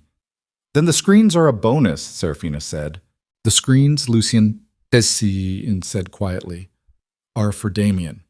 He turned from the window and looked at her. You want him to see it on the screens. You want him to understand what's happening in real time, in front of every person whose respect he has ever purchased. She held his eyes. Yes. That's not strategy, he said. That's personal. Yes, she said again. It is. A pause. Good, he said. They drove in silence for a while. The city's edge began resolving out of the flat landscape. The first density of buildings, the interstate widening, the smear of yellow and gray light on the sky that Chicago produced at dusk like a slow combustion. Seraphina. Lucien's voice was low enough that it didn't carry to Marco. When we're inside the moment Damien sees you, he will move toward you. He won't be able to stop himself. You are the most significant, unresolved variable in his architecture, and his instinct will be to manage you directly. I know. When he reaches you, you need to keep him engaged long enough for Reach to get into position and confirm the transmitter is ready. He paused. Which means you need to let him believe, for whatever length of time that takes, that you are still within his gravity. She understood what he was saying. She needed to perform the very thing she had spent 3 years unbecoming, the compliant, overwhelmed, emotionally captive woman that Damian Cross had built her into. She needed to wear it like a costume, convincingly enough that a man who had studied her for 4 years would accept it. "How long?" she asked. 15 minutes, 20 at most. She nodded. She looked down at the black dress folded across her lap, the fabric that shimmered even in the car's bad light. "There's a freight entrance on the building's south side," Lucian said. "We go in separately. You and I through the main entrance. Visible, deliberate, exactly the entrance Damian will be anticipating once his security flags our arrival." "You think he's expecting us?" "I think he moved the gala date and killed the one man who could have prosecuted him cleanly, and now he's waiting for the loose threads to appear so he can cut them." Lucian's voice was precise and without drama. "We walk through the front door and give him exactly what he's expecting, which is us, arriving, presumably desperate and underprepared. And while he's focused on us, Reach is already inside." She looked at Lucien. In the bad light of the car, with the city building outside the window and the night settling fully over the sky, he looked like exactly what he was. A man who had been navigating dangerous rooms his entire life and had developed a specific total competence at it that existed entirely outside conventional morality and was entirely real. She thought about what Marco had told her in the farmhouse kitchen months ago. His world eats people who get close to him. She thought, I know. I watched it happen to Harlan Voss. I watched it happen to Cass. She thought, I'm still here. They reached the city at 6:47. The gala started at 7. The Blackthorn Grand Hotel's exterior was already lit against the dark. Crystal light bleeding through the glass facade, black cars queued along the front approach, the city's finest arriving in increments. Seraphina changed in the back of the car while Marco drove one additional circuit of the block, and Lucien sat in the front and looked strictly out the window. She did it with the specific, graceless efficiency of someone who had run out of time for any other kind, contorting in the back seat to get the dress on, fixing her hair in the car's vanity mirror with 2 pins she'd had the presence of mind to put in her pocket, adding the one piece of jewelry she'd kept through everything, a thin silver bracelet, not expensive, not meaningful to Damian, meaningful only to her because it had belonged to her grandmother and was therefore the only thing in her possession that predated her marriage and had survived it. She put the USB drive into a small inside pocket of the dress she'd had Yeva sew in specifically 3 weeks ago, because she had always known she would carry it into this room personally. "Ready?" Lucien asked. She looked at herself in the visor mirror. Dark dress, hair up, a face that had been through 4 years of systematic erosion and 3 years of rebuilding, and tonight was going to use everything it had learned from both. "Yes," she said. They walked in through the front entrance at 7:11, 4 minutes into the gala. Late enough to be noticed, early enough to have the room. The effect was immediate. She'd known it would be. Lucien was not a man whose presence went unremarked in any room, and her own presence at his side, in this city, at this specific event, was the kind of appearance that traveled through a social environment like a current. She felt it move outward from them in real time. The heads turning, the conversations pausing, the rapid recalibration of hundreds of people who had to adjust their understanding of the evening. She did not look for Damian immediately. That was discipline. She kept her eyes moving across the room at a measured pace, letting the room absorb her arrival rather than announcing what she was looking for. Lucien's hand rested against the small of her back, light and steady. A statement. Every person in this room was now reading that statement and revising what they thought they knew. She found Damian at 9 seconds. He was on the far side of the ballroom, near the bar, in a group of 3 other men she vaguely recognized as investors. He was holding a whiskey glass, mid-sentence, and he saw her at the exact moment she found him. He went completely still. The whiskey glass stopped halfway to his mouth. Then his face reorganized. The professional face, the public face, the face that Seraphina had watched perform genuine emotion for journalists and cameras and a morning show host who cried at his rehearsed grief. The mask went on in under 2 seconds. But she'd seen the 2 seconds before it. She'd seen the flicker. Not fear, not surprise. Calculation. The rapid, cold assessment of a man determining whether this situation was the threat he'd been anticipating or something he could still manage. He decided he could still manage it. She watched him decide. He handed his glass to someone, excused himself from the group with a touch on someone's shoulder and a smile that broadcast total ease, and began moving toward her through the crowd. "He's coming," she said quietly. "I see him," Lucienne said beside her. "How much time does Reach need?" Through the earpiece, 12 minutes. I'm at the production booth. The display override is taking longer. The controller is a different model than the spec I built for. I need 8 more minutes to calibrate. You have 12, Seraphina said. 14 if I can stretch it. Damien Cross reached them in 30 seconds. He was 41, well constructed in the way of men who spent money on the appearance of ease. Dark suit, silver at his temples that he'd cultivated rather than concealed, the kind of face that photographed as trustworthy. Seraphina had once found him beautiful. Standing 3 feet from him now, she found only the architecture of it, the engineering of an impression, nothing underneath that hadn't been deliberately selected. Seraphina. His voice was exactly right, warm, surprised, carefully uncertain. I can't. He laughed softly, shook his head. The performance of a man overwhelmed by an unexpected reunion. You look. He stopped himself. I didn't know you'd be here. I know you didn't, she said. A beat. Something behind his eyes, and a very small recalibration. His gaze moved to Lucienne. The warmth didn't leave his face, but something underneath it sharpened. I don't think we've met, he said. No, Lucienne said.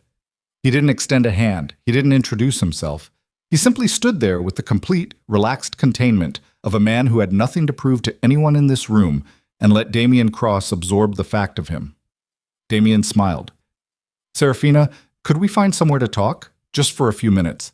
I think there's a lot we should probably... Of course, Seraphina said. She felt Lucien's hand move slightly against her back. A question or an acknowledgement. And then she stepped forward, away from him, and followed Damien Cross into the edges of the crowd.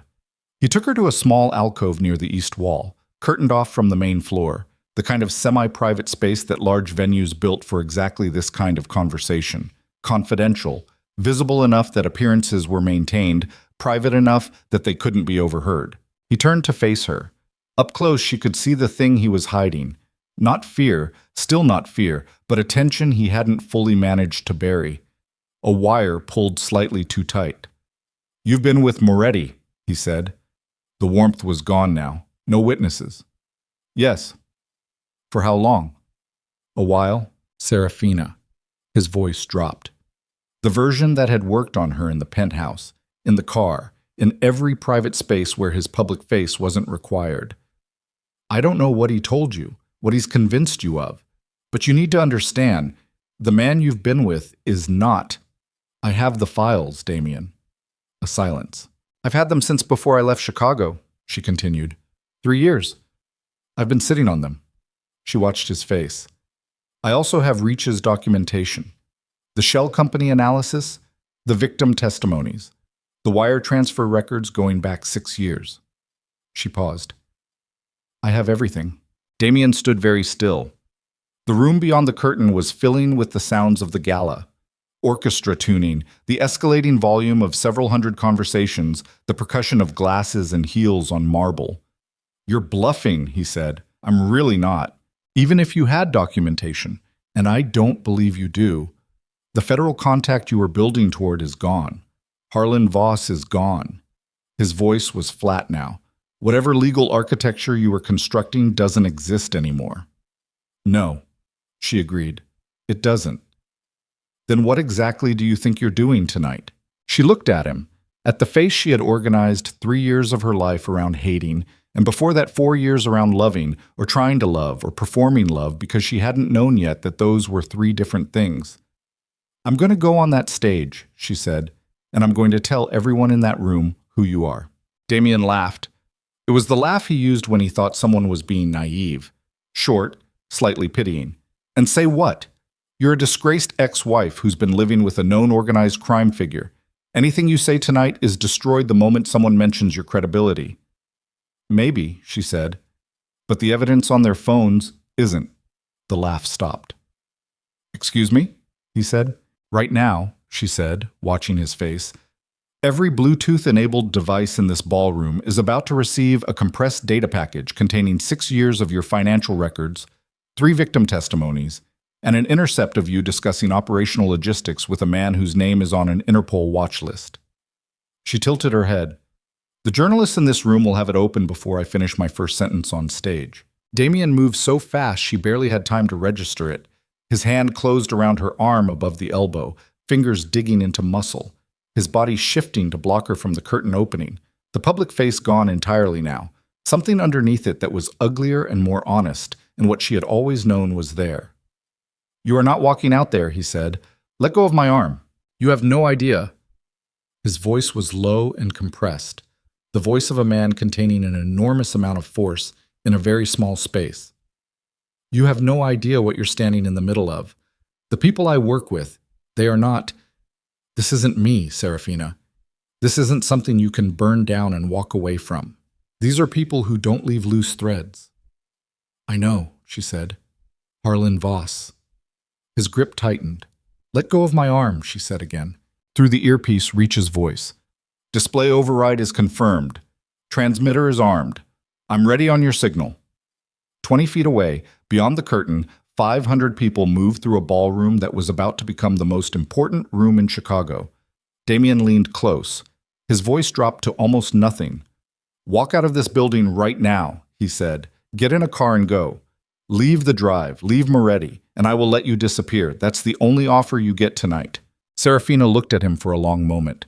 She thought about the motel in Indiana, about burnt coffee and a paper map, about Harlan Voss, who had tried to do the right thing and been erased for it, about the people the network moved, about her own face in the car visor 20 minutes ago, the face of someone who had stopped being a victim and hadn't yet figured out what she was instead, and had come to this ballroom to answer that question once and for all. "You should have cut the thread properly 3 years ago," she said. "Now it's too late." She pulled her arm free. The bracelet, her grandmother's bracelet, snagged on his cufflink and broke, scattering across the marble floor in a small, bright cascade. She didn't look down at it. She pushed through the curtain and walked back into the ballroom. The stage was 30 feet away. The orchestra had finished tuning. The gala's host was moving toward the microphone for opening remarks, which meant the room was coalescing, the crowd drawing toward the stage, the natural gravity of a formal event pulling 500 people into audience formation. Seraphina walked straight through the center of it. The crowd parted for her, not because they knew who she was, not yet, but because of something in how she moved, something that had been trained into her by months of Cass's brutal work and that carried itself without announcement. She was aware of Lucien somewhere to her left. She didn't look. She didn't need to. She was aware of Damien emerging from the alcove behind her. She didn't look at that either. She walked up the 3 stairs at the side of the stage, past the host who turned in surprise, past the microphone stand to the center of the stage. The gala host said something. "Excuse me, this isn't..." and trailed off as she took the microphone. The room went quiet in the particular way that rooms go quiet when something unplanned is happening and 500 people simultaneously realize it. Seraphina looked out at the crowd, at the crystal chandeliers, at the faces.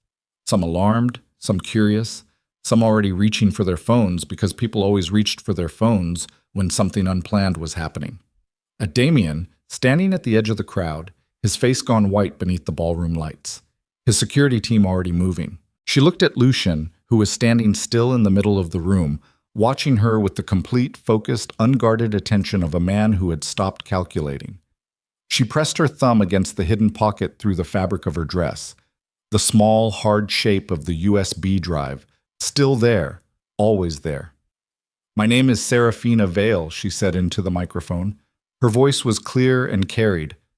"Most of you know me as the woman who stole from this man's company." A ripple through the room. "I didn't," she said, "but I did find something he'd rather I hadn't. And tonight, you're going to see it." She looked at Reach's position, the northeast corner, invisible in the crowd, the transmitter in his hands. She gave the signal, and the screens behind her blazed to life. The first thing they showed was a wire transfer. 8 figures. Damien Cross's digital signature authentication at the bottom, date stamped, routed through a shell company whose name Reach's documentation had already traced to its source.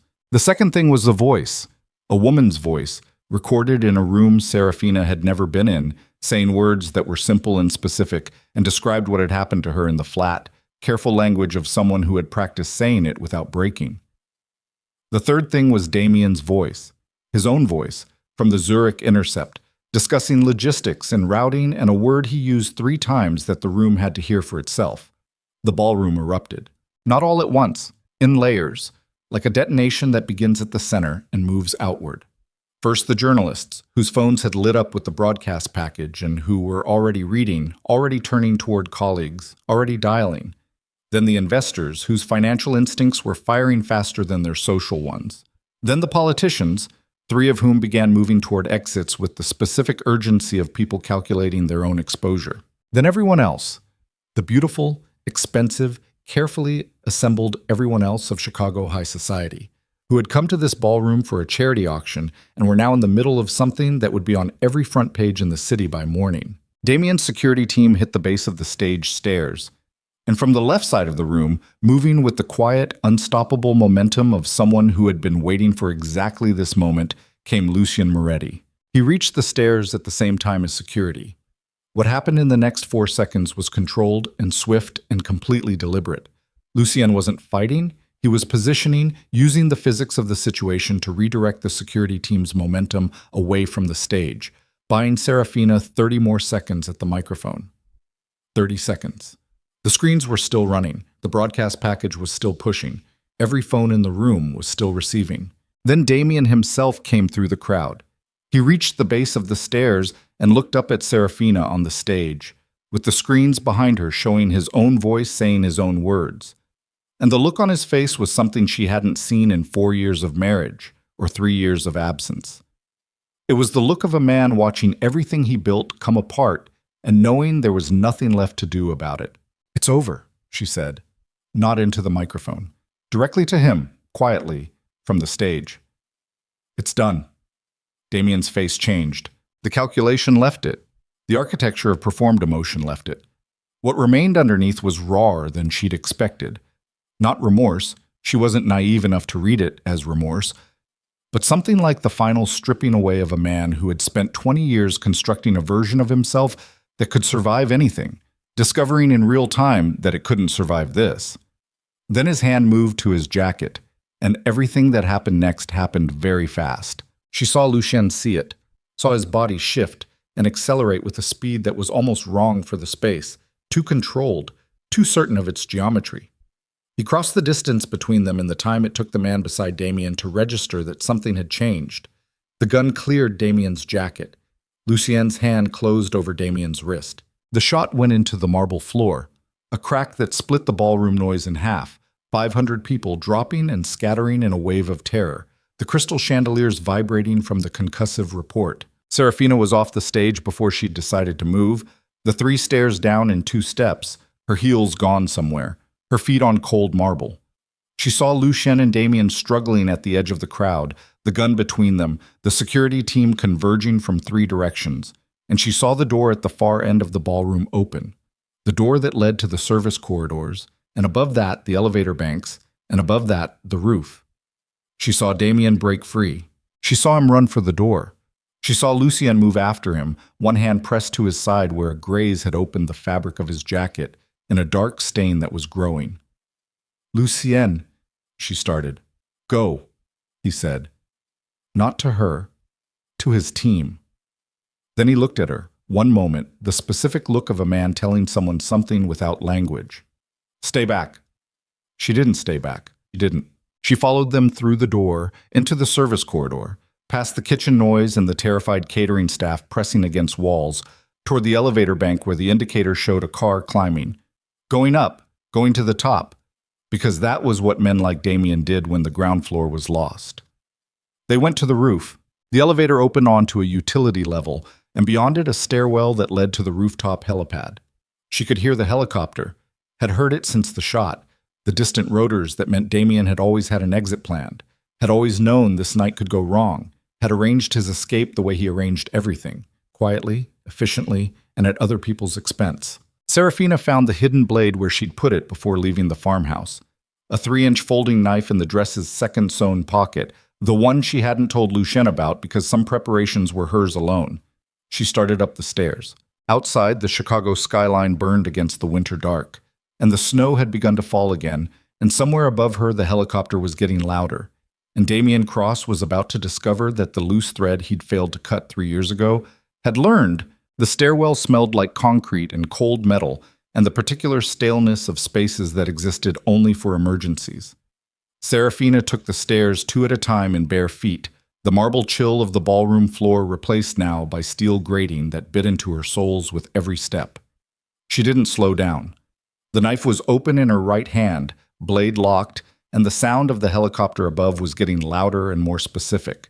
She could feel it in her sternum now, the rotors chopping the winter air into something that vibrated through the building's frame. She heard Lucien ahead of her, not his footsteps. She heard his breathing, the controlled but compromised rhythm of a man running on a wound. Each exhale slightly shorter than it should have been. The graze on his side was worse than a graze. She'd seen the jacket. She knew the difference between a surface tear and something that had gone deeper, and what she'd seen when he turned on the ballroom floor had gone deeper.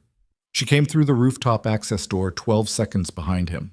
The cold hit her like a wall. Chicago in November at 40 stories was a different category of cold than the street. Wind-driven, unobstructed, the kind that found every exposed surface simultaneously and went to work. The snow that had started falling during the broadcast was falling harder now, near horizontal in the gusts, and the rooftop helipad was lit by a single bank of utility lights that turned everything the color of old bone. The helicopter was there, a dark executive model, rotors already at full speed, the downdraft from the blades flattening the snow into spiraling sheets across the rooftop surface. A pilot visible through the windscreen, the landing skid 6 inches off the pad, holding position, waiting. Damien was 20 feet from the helicopter door. Lucien was 10 feet behind him. Seraphina came through the access door and took the scene in 1 second flat. The positions, the distances, the geometry of what was about to happen. And she was already moving when Damien turned and saw her. He stopped, not because of her, not initially. He stopped because Lucien had closed the distance in the second of Damien's distraction and put a hand on his shoulder and yanked him backward with the full force of a man who had been absorbing damage all night and had converted it entirely into forward momentum. Damien went down hard on one knee against the rooftop surface. The helicopter's downdraft screamed around them. Snow and ice particles lacerated every exposed piece of skin.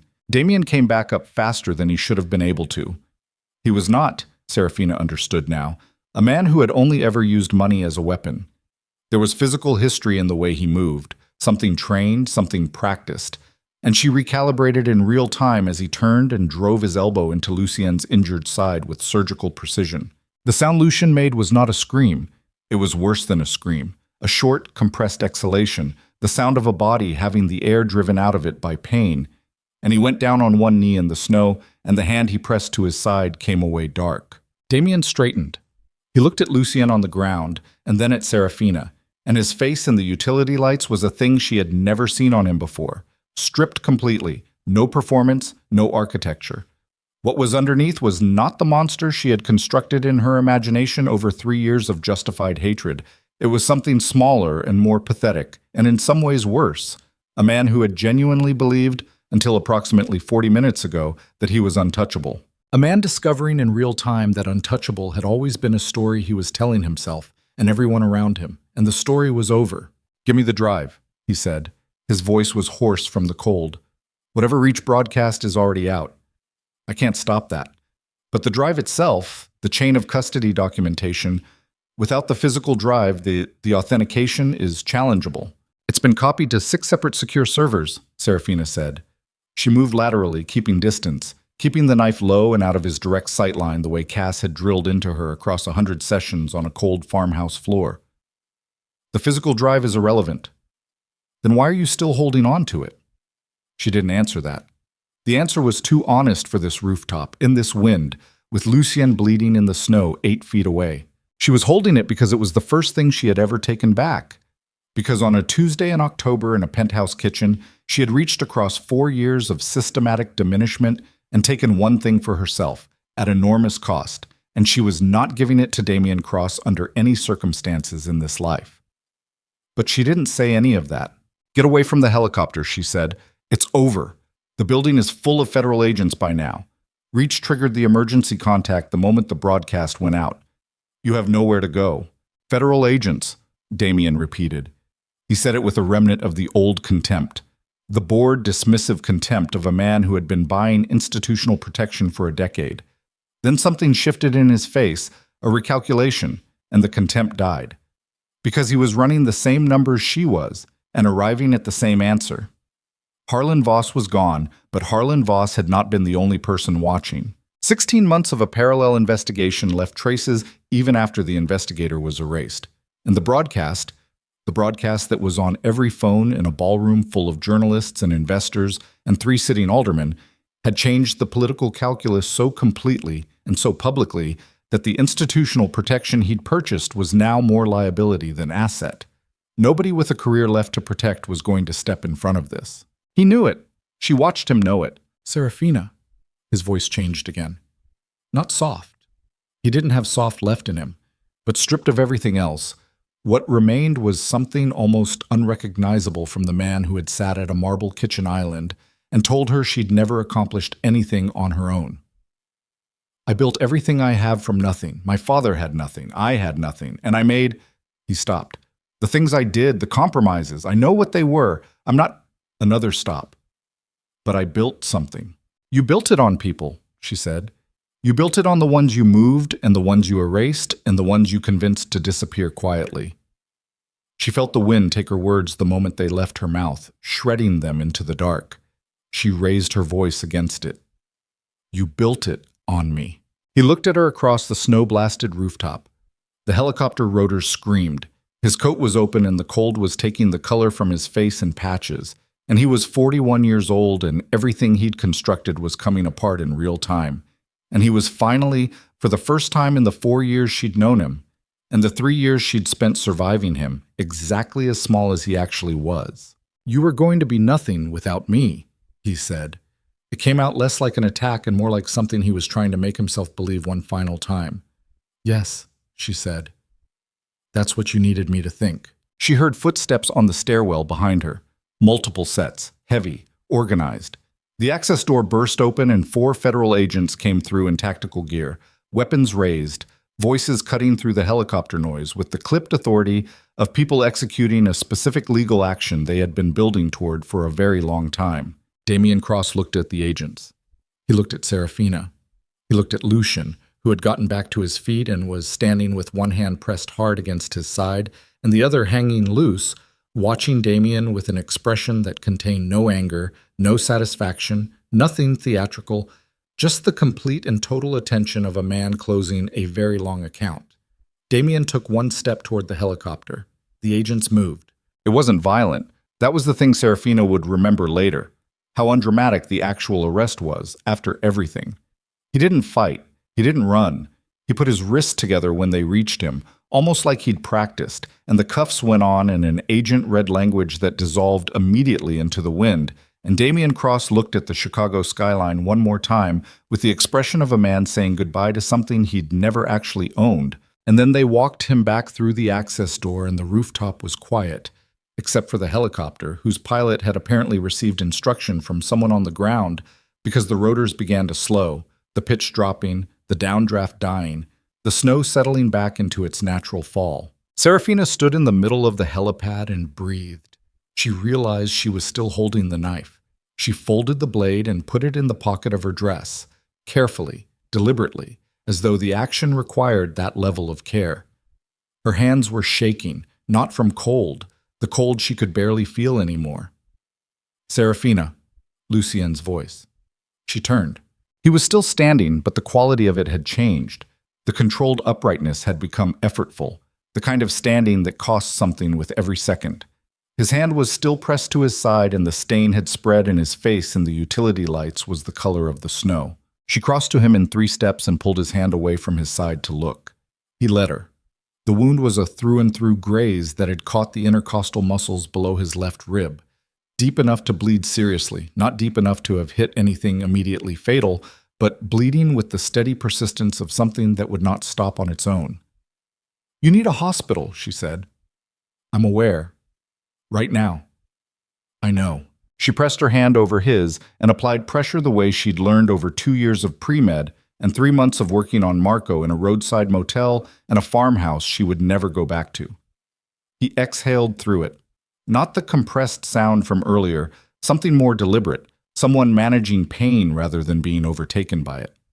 How bad? He asked, like she was a diagnostician and not the person whose hands were shaking on his ribcage. Manageable if we move. She looked up at him. Can you walk? Yes. Don't lie to me. I'm not lying to you. She studied his face.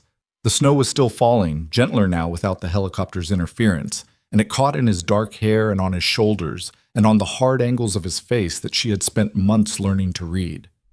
He was telling the truth. He could walk.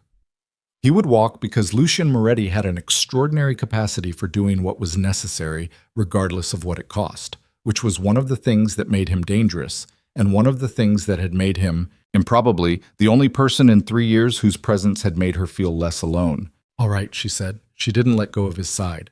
Let's go. They went back through the access door and down the stairwell together, her hand staying at his side, his arm coming around her shoulders. Not for the sentiment of it, but for the load-bearing practicality. And neither of them said anything until they were through the service corridor and into the controlled chaos of the ballroom level, where everything was sirens and voices and the particular quality of disorder that follows the collision of a formal event with an unexpected catastrophe. Reach found them in the elevator bank. He looked at Lucien's side and said, with characteristic compression, I called ahead to Northwestern Memorial. They're expecting you. Cars outside. The broadcast? Lucien asked. It's out, Reach said. Completely out. I've already had 3 calls from major news desks confirming receipt and authenticity verification in progress. A pause. And 1 call from a federal deputy director who is very interested in a conversation, who I told would have to wait until morning. What about the exchange? Seraphina asked. The encrypted data transfer, the one Damien was doing tonight. Intercepted, Reach said. He allowed himself, briefly, a look that on anyone else would have been satisfaction, and on Reach was the functional equivalent. Both parties to the transaction have been identified. One is in federal custody as of 20 minutes ago. The other is somewhere over the Atlantic and doesn't know yet that his flight destination has been communicated to Interpol. Seraphina absorbed that. She nodded. They went outside into the Chicago night. The scene on the street in front of the Blackthorn Grand was a full metropolitan event. 3 federal vehicles, 2 CPD units, an ambulance that the ballroom's panicked calls had summoned, and a press contingent that was growing by the minute as the broadcast package circulated and phones lit up and editors woke up and made calls. Cameras caught Seraphina and Lucien emerging from the building, and she knew those images would be everywhere by morning, and she found that she didn't care.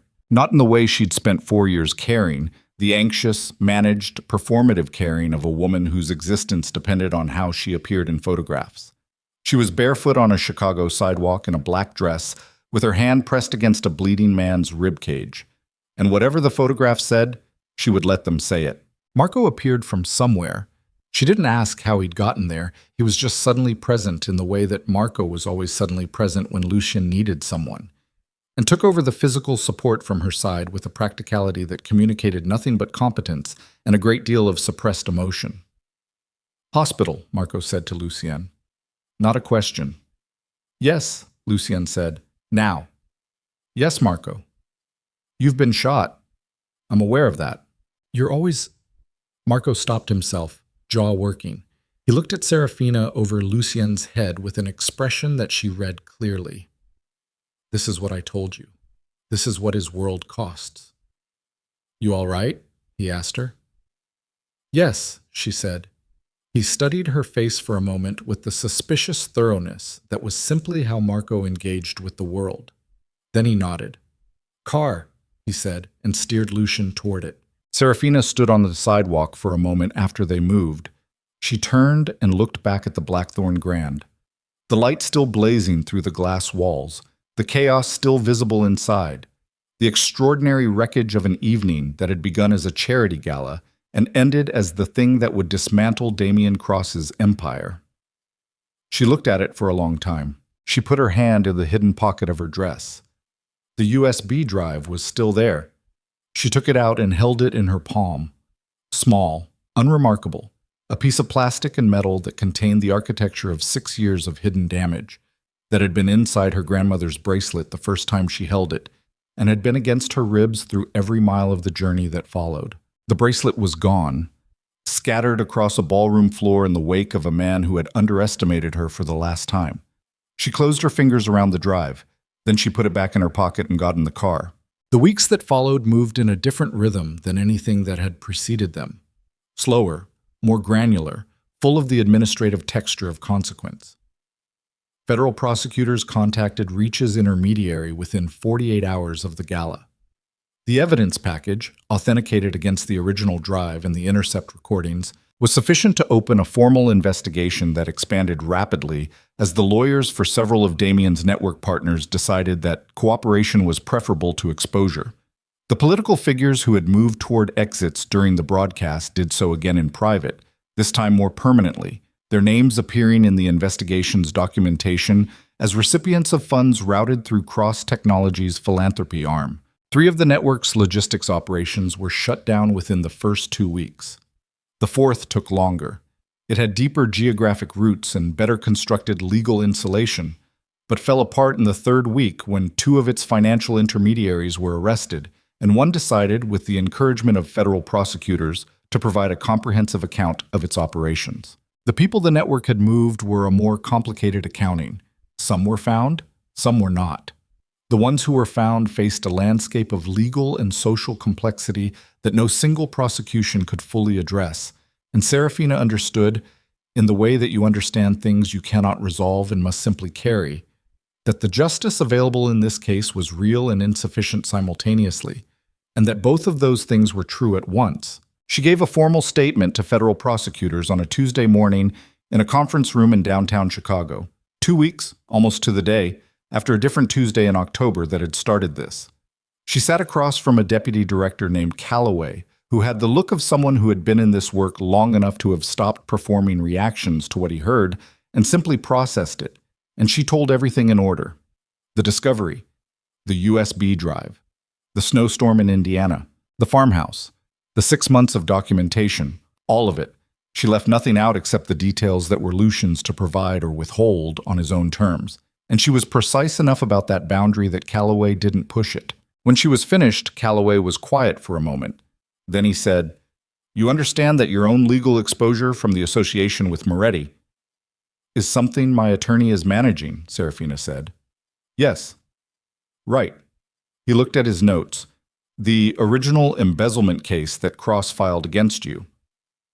Fabricated, as I've maintained for 3 years. We know that now." He set his pen down. "We'll be formally clearing that finding, publicly." A pause. "I imagine that matters to you." Seraphina considered. 3 years ago, it would have been the only thing that mattered. The public restoration, the official acknowledgement, the specific reversal of the specific humiliation. Now she sat with the question and found it smaller than she'd expected. Not meaningless, but smaller. "It matters," she said. "But not the way it used to."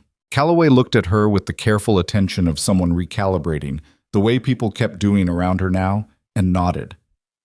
"We'll move quickly on it." She left the federal building into a gray Chicago morning and stood on the sidewalk and put her face up into the cold air for a moment, eyes closed, the city noise washing over her. Then she walked to where her car was parked and drove to the hospital. Lucien had been at Northwestern Memorial for 11 days. The wound had required surgery.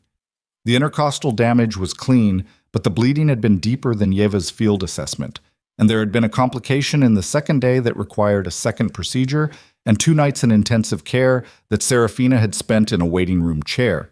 Not because anyone asked her to, but because she didn't leave. Marco was there too, for most of it, and they sat in a collective silence that was the most honest communication she'd had with him. She went every day. She brought food from the place on Wabash that Reach told her Lucien liked, which Lucien ate without comment and which constituted, in her growing understanding of how he communicated, the equivalent of genuine appreciation. On the 6th day, he was out of intensive care and irritable in the specific way of active people forced into horizontal immobility, and she sat beside his bed and they talked, really talked, in the unhurried, ungoverned way that neither of them had managed during 6 months of operational urgency. About the farmhouse, about the things they'd each been carrying separately that they hadn't said, about Harlan Voss, whose daughter Lucien had already arranged to support through channels that were his to arrange, quietly, without needing acknowledgement. "Marco told me something," Seraphina said on the 8th day. Lucien was sitting up now, the hospital gown replaced with his own clothing because he had categorically refused the gown after day 4. He looked at her with the particular expression that meant he already knew what she was going to say and had decided to let her say it anyway. "He said your world eats people who get close to you," she said. "Marco worries." "He's been right in the past." "Yes." A pause. "He has." She looked at the window. The Chicago skyline was visible from his room, a fact that had not been lost on either of them from the first day. The city laid out in its winter gray like something waiting to be decided about. "I'm not the same person who got on a Greyhound bus 3 years ago," she said. "No, I'm not going to become that person again. Not for any situation. Not for any—" She stopped. Reorganized. "I need you to understand that whatever happens next, that's not available. That version of me is gone." "I know that," Lucien said. His voice was quiet and direct, stripped of everything that wasn't essential, the way it got when something mattered to him. "I watched you walk onto that stage. I know exactly who you are." "Then you know she's not easy." "I'm not interested in easy," he said. "Easy has never been my problem." Something moved through her chest, not the tight, pressurized thing from the car, not the controlled fury from the ballroom, not even the careful, unnamed thing that had been building for 6 months in a farmhouse in upstate New York. Something quieter and more durable, like a door that had been stuck for a very long time, finally moving on its frame. "Marco also said you don't know how to want something without weaponizing it," she said. Lucien was quiet for a long moment. "Marco is occasionally right about things I don't like." "Are you going to tell me he's wrong this time?" "No," Lucien said. "I'm going to tell you that I'm aware of it, that I have been aware of it for some time."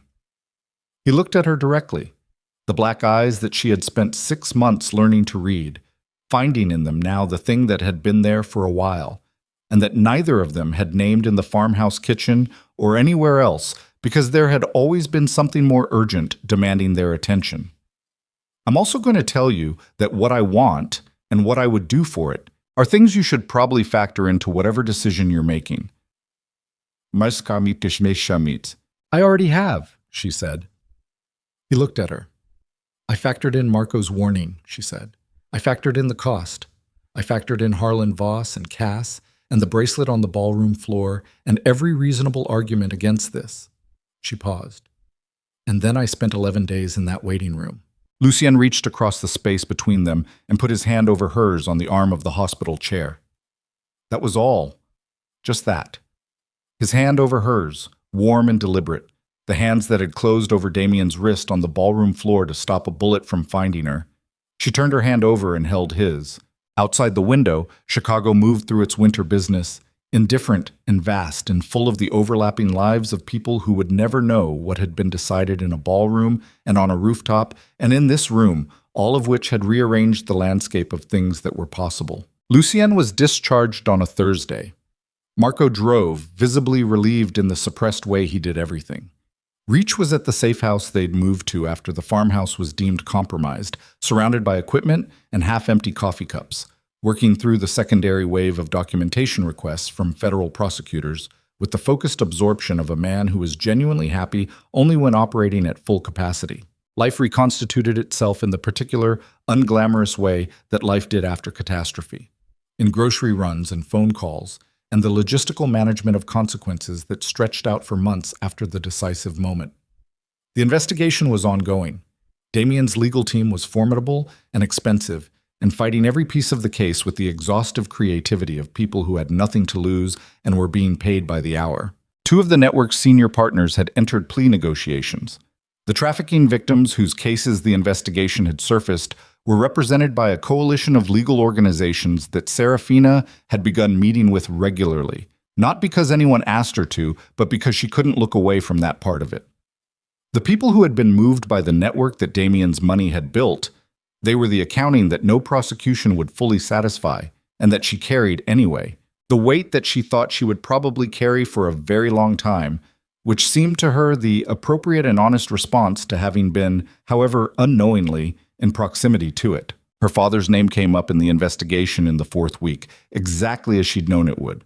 The federal inquiry found the property records and the quarterly payments and opened a parallel examination.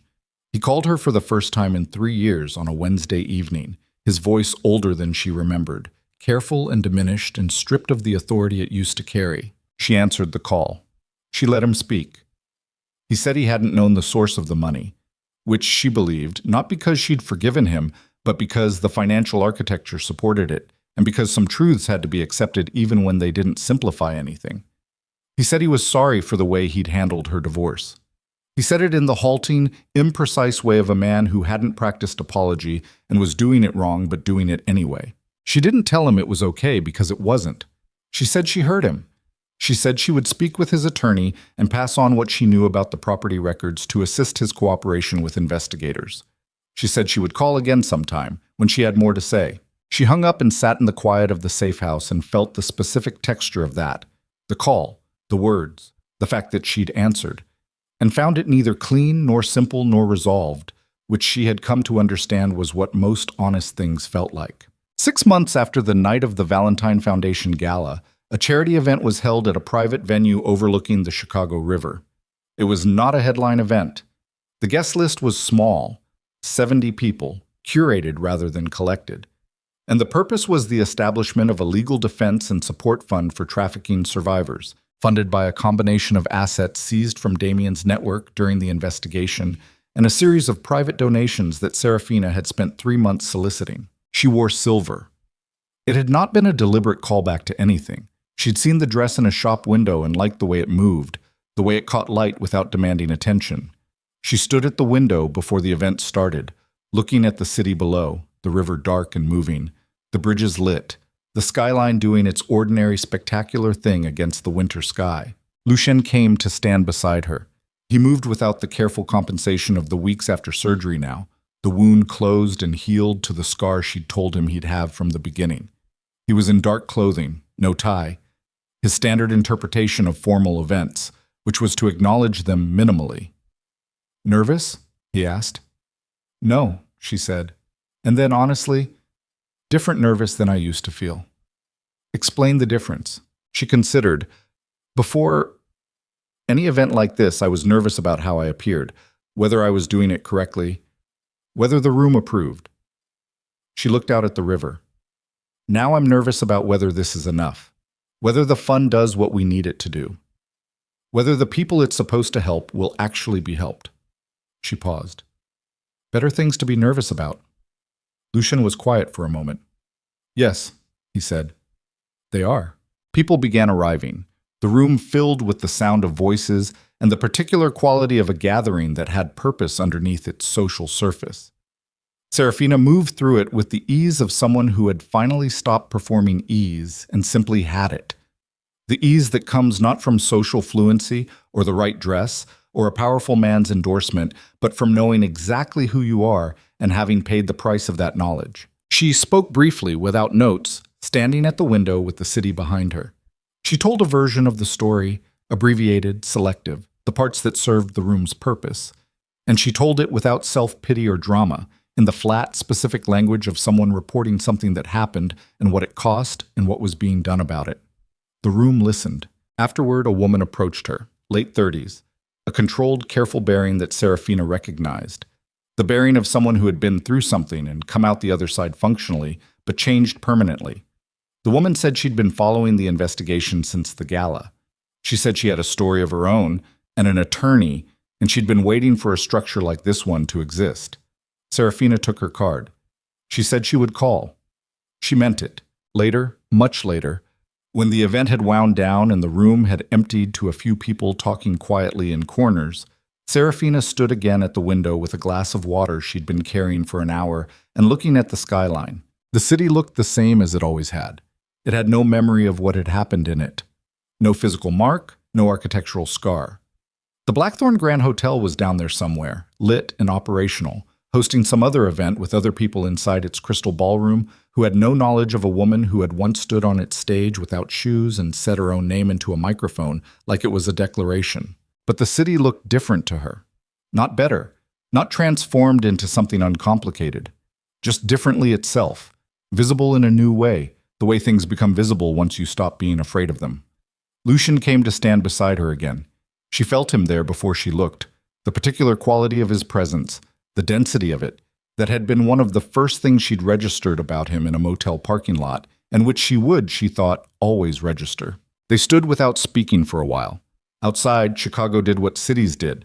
It continued, indifferent and enormous and full of lives assembling and disassembling in the dark, people making choices at kitchen islands and in cars and in borrowed rooms that would shape everything that came afterward without knowing that they were doing it. Reach wants to move the documentation server to a more secure location, Lucian said. Tell him yes, she said. He also wants to discuss the second funding tranche for the legal coalition. Tuesday. And Marco wants to know if you're staying in Chicago. She turned and looked at Lucian. He was looking at the city, not at her, with the expression she'd learned was not indifference, but the restraint of a man who had spent his entire life making space for other people to arrive at their own conclusions without pressure. Are you asking? She said. He turned from the window and looked at her. His face in the city's reflected light was the same face that had assessed her through a blizzard in a motel parking lot and found, against its own calculation, something worth continuing to look at. Yes, he said. I'm asking. She held his eyes. She thought about the Greyhound bus and the motel and the burnt coffee and the farmhouse and the stage and the rooftop and the hospital waiting room and the phone call from her father and the woman tonight with the controlled bearing and the attorney's card, and everything that had constituted the distance between who she used to be and whoever she was now, standing at a window above a city that had done its best to erase her, and discovered that she was harder to erase than it had calculated. She thought about the USB drive, which was no longer in her pocket, which was in federal evidence, which had done what it was supposed to do. She thought about the bracelet on the ballroom floor, scattered beyond recovery. Yes, she said. I'm staying. Outside, the Chicago River moved through the winter dark, carrying the city's weight toward the lake, cold and persistent and completely indifferent to the human decisions being made above it, as rivers are, as all the most enduring things are, simply going where they were always going, without apology, without pause. Seraphina Vale turned from the window and walked back into the room, and the city went on behind her, and the story that had begun with a woman who had nothing left to lose ended with a woman who had chosen, deliberately and with full knowledge of the cost, exactly what to keep.